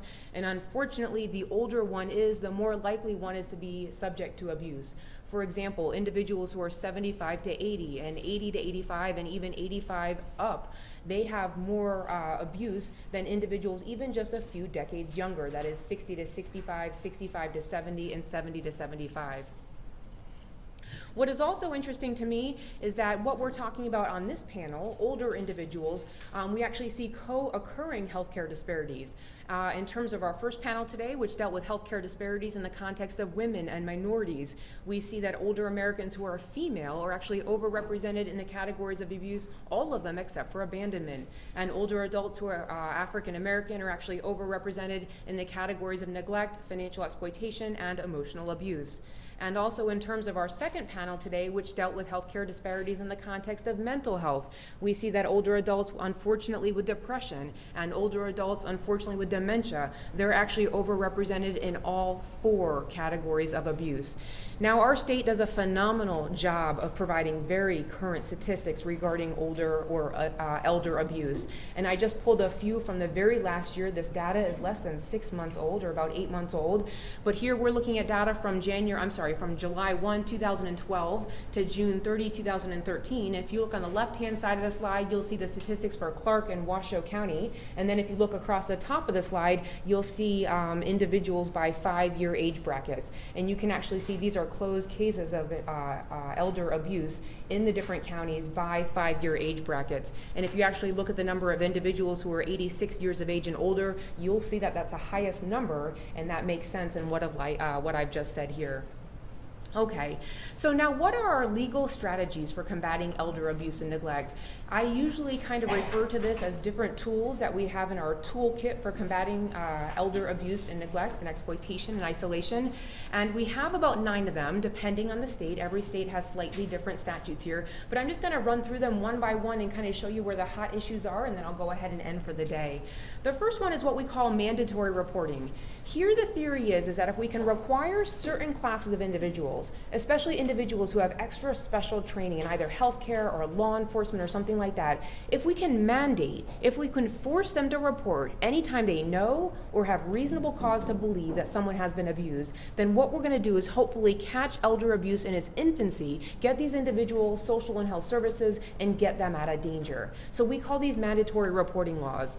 And in our state, we have a mandatory reporting law. It requires certain individuals, we call them mandated reporters, to report as soon as is practicable, but in no case later than 24 hours, meaning one day after they either know or have a reasonable cause to believe that an older person has been abused, neglected, exploited, or isolated. Now, one of the hot issues that we have here and that we've been thinking about across the country, and every state does this slightly differently, is who falls within the category of mandated reporters. This is an illustrative and not exhaustive list. If you look on the left-hand side of the slide, you can see that it's mostly healthcare professionals, including physicians and nurses and counselors and social workers and dentists and podiatrists. And if you look on the right-hand side of the slide, you see other employees, including hospital employees, nursing home employees, law enforcement officers, etc. The million-dollar question I want you to think about is, should it just be those mandated reporters? We do impose a penalty. It's actually a misdemeanor for a mandated reporter who knows or has reasonable cause to believe that elder abuse has taken place. It's a penalty if they don't actually report. They can get up to 6 months in jail or have to pay a criminal penalty of up to $1,000. But what I want you to think about is, should we expand the classes of individuals who have a legal obligation to report? Currently, we do not. any other person in the state who's not a mandated reporter. And as an attorney and as a teacher, I'm not a mandated reporter because I'm not a healthcare professional, I'm not employed by a hospital, I'm not employed by a nursing home, I'm just a lay person on the street. Should we do more to make people like me report elder abuse? What our law currently says is that it's permissive. I, as a layperson, I have permission to, I have authorization to report if I want to, but I don't have to report. And so one thing that we talk a lot about in this state is, should we change to be like other states? For example, look here, this is the state of New Hampshire. They require any person, not just a doctor, not just a nurse, but any person, including lawyers and teachers and people from off the street, to report if they either know or have a reasonable cause to believe that elder abuse has occurred. Now, one problem with doing this, though, and this is always what we're trying to balance, is that when you have lay people like myself reporting elder abuse, what happens is that cases that end up being unsubstantiated, meaning cases involving false accusations, also go up. So we're trying to draw a very fine line between encouraging the reporting of elder abuse, but not falsely accusing any particular person of committing elder abuse. Okay, in addition to mandatory and voluntary reporting, our third tool in our toolkit we usually refer to as investigation. And what we do in this state is that we say if there's a mandated reporter out there who knows or thinks that a person who is older has actually died as a result of abuse, then we force them to report to the coroner or to the medical examiner as appropriate. And then we place a duty of investigation on the coroner or the medical examiner. In addition, even when someone hasn't died, whenever you've got a mandated reporter who suspects or knows about elder abuse, what they have to do is report it, and then we have mandatory investigation provisions. We actually require the commencement of an investigation within 3 working days or 3 business days. So if it's a Friday, it doesn't start till Monday, and then it goes to Wednesday. And then we require the final report to come up within 30 days. Now, the hot topic here that we can think about in terms of improvement is, should we shorten these time periods? When you have an individual who's being physically abused, for example, they could be dead within the 3-day time period in which the investigation doesn't even commence. Or if you have someone who's being neglected, they could die within the 30 days if they're not getting adequate nutrition and hydration. But on the other hand, of course, we have to balance our very limited state resources, including our human resources and our financial resources. And many people at the state level believe that it's very actually difficult to meet these 3-day and 30-day deadlines as it is. Moving them up even more would just create a catastrophe. Our fourth tool in our toolkit is what we call protective services. Whenever we have a situation where there's a belief that an older person has been abused or neglected or exploited or isolated, what we do, and note the verb here, is that we basically say that the Aging and Disability Services Division of the county's Office for Protective Services, they may provide protective services. And this includes things like evaluation and counseling and referral for services. And they may provide it if the older individual is willing to accept it. Note that it's not shall provide, and note that we're not forcing services on individuals. And the reason we do this is we want to draw a very fine line between trying to offer protections on the one hand, and also because we have many individuals who are older who are very competent, not forcing unwanted medical treatments or social service interventions on them if they are competent and would just like to make a choice to do so. So for those of you who are very interested in bioethics, we could talk a lot about autonomy and self-determination here.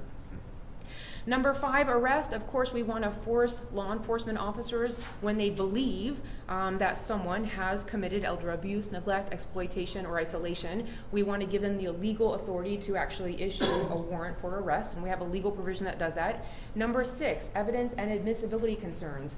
As you know from your Health Law 101 class, obviously whenever you have a physician who speaks with a patient or a nurse who speaks with a patient, generally that information is confidential and privileged and it can't be disclosed. So if we didn't have a waiver of that privilege, that information could never end up in court, and we could never actually prosecute the individual who has committed the elder abuse, neglect, exploitation, or isolation. Number 7, criminal penalties, and this is a very hot topic right now. Depending on whether it's abuse, neglect, exploitation, and isolation, and depending on whether it's a first offense or a subsequent offense, or if we're talking about financial exploitation, whether it's over or under $650, the crime that will, or the offense will be either a gross misdemeanor or a Category B felony.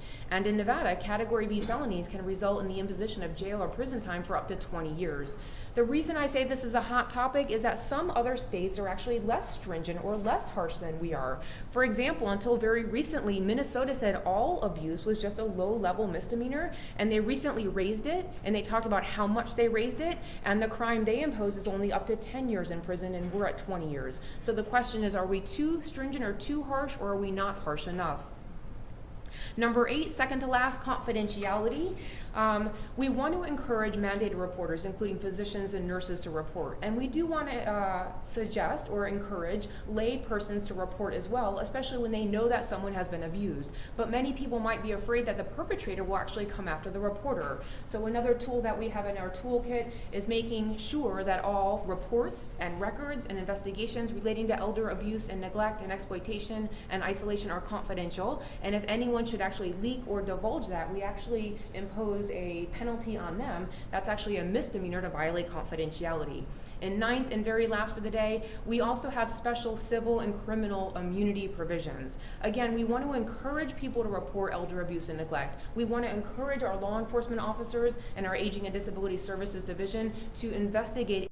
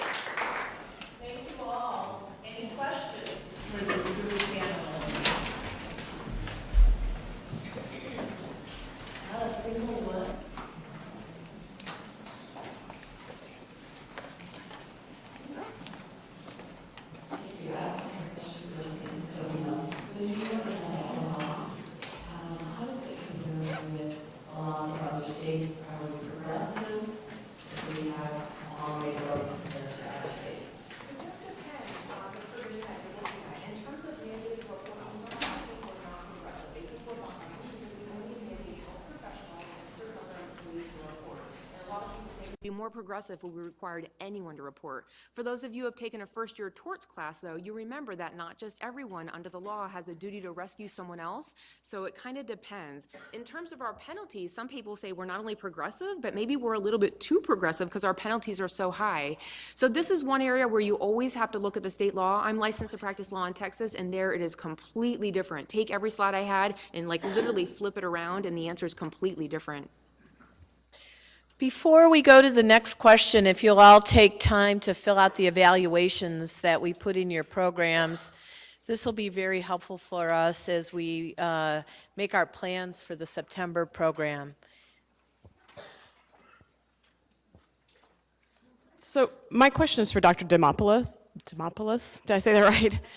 So looking at access to dental care for people, for elder people, we see that people who are over the age of 65 are significantly more likely to have physical disabilities, and that people with physical disabilities are significantly less likely to access dental health services. So have, their annual checkup or their 6 months cleaning, those sort of things.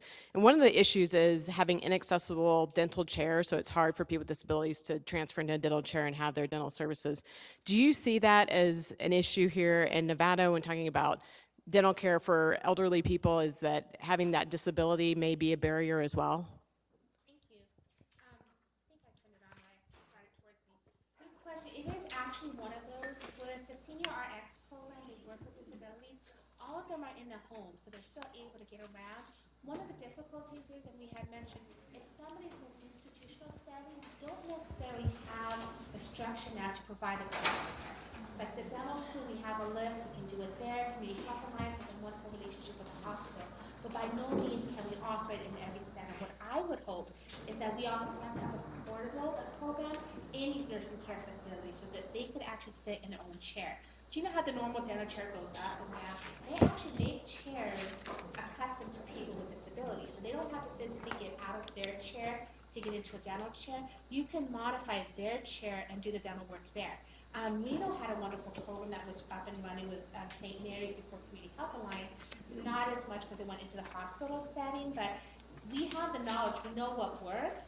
It's a matter of the money, trying to get the right organization to do it to that degree. But yes, it is a disparity for people especially that are not able to get the transportation there or are confined to an institutional setting or some type of assisted living center.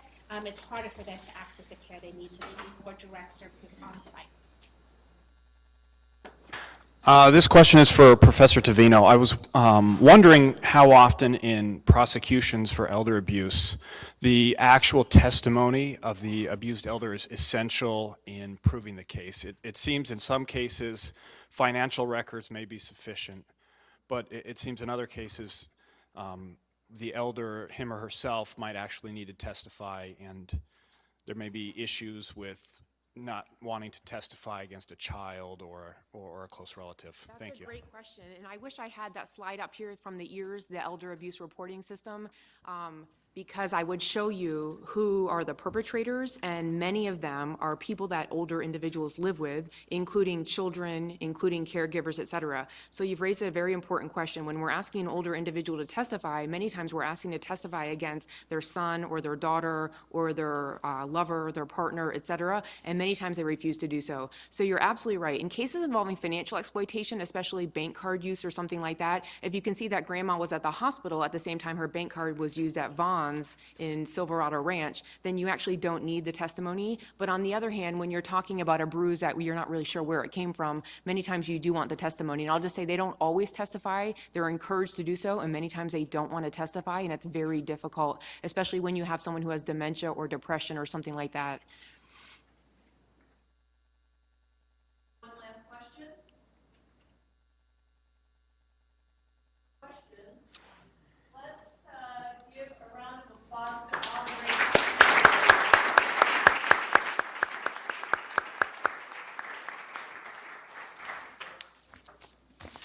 And before I introduce my final colleagues, I would just like to take a brief moment to extend my heartfelt thanks to everyone who played a role in this symposium.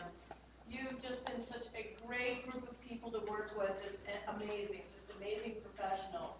So first, the planning committee: Melissa Piasecki, Deborah Cool, Stacy Tavino, Jennifer Farr, Frank Jones, Millie McLean, Georgia Dunas, and Nancy Menzel. I also need to thank the School of Dental Medicine that provided the funding to have this program web streamed. We are also going to be able to provide our colleagues with links for you to watch the video later of the entire conference. Several people from the School of Medicine staff helped us: Edgar Nunez, Susan Hill, Melissa O'Brien, Sherry Martu. Boyd School of Law staff: Antron, Sandra Rodriguez, Catherine Bacos, and Mike Zalme and his technical staff were amazing as well. And UNLV-TV staff, Dan Grimes and his technical crew. And finally, I want to have Frank Jones from the dental school come up, and Dr. Langer. We're going to tell you a little bit about our next portion of the program. I'm Frank Jones from the dental school, and I certainly want to extend a thank you to. Sorry, I'm Frank Jones from the dental school. I certainly want to thank all of the members of the planning committee from all the different units of the UNLV, and to bring everyone's attention our sincere thanks to the Nevada Embry for underwriting significant portions and the majority of the cost of the program. Additionally, I want to bring everyone's attention this afternoon to the following recording discussion groups. The planning discussion group will be in the conference room, the south end of this building. The women and underrepresented minorities discussion group will be in the south lobby of this building. The mental health group will be in the north lobby, and the geriatrics and elder health will be in this particular classroom, the Moot courtroom. So planning will be in the conference room, south end of the building. Women and underrepresented minorities, the south lobby. Mental health and the north lobby, and geriatrics and elder health in this particular classroom in the courtroom. Dr. Langer, please. Yes, again, I wanted to add my thanks to Jim Kenyon and the Ingrate Group for their support for this remarkable conference, and to Christine Smith and to everybody on the planning committee for an extraordinary job. The discussions that we're going to start this afternoon, we hope will continue for many months and maybe build collaborations for years. We have the three themes from today's conference to begin the discussions. At the annual meeting for the CTRIN on June 25th, the Wednesday afternoon of that meeting, we're going to have opportunity to continue discussions like this and to expand themes as well with colleagues from 7 states across the Mountain West. So I'd like you to consider that as you're discussing possible themes this afternoon. So with that, why don't we break? Thank you all. Please join us in the lobby for a beverage and some food. Thank you all for attending.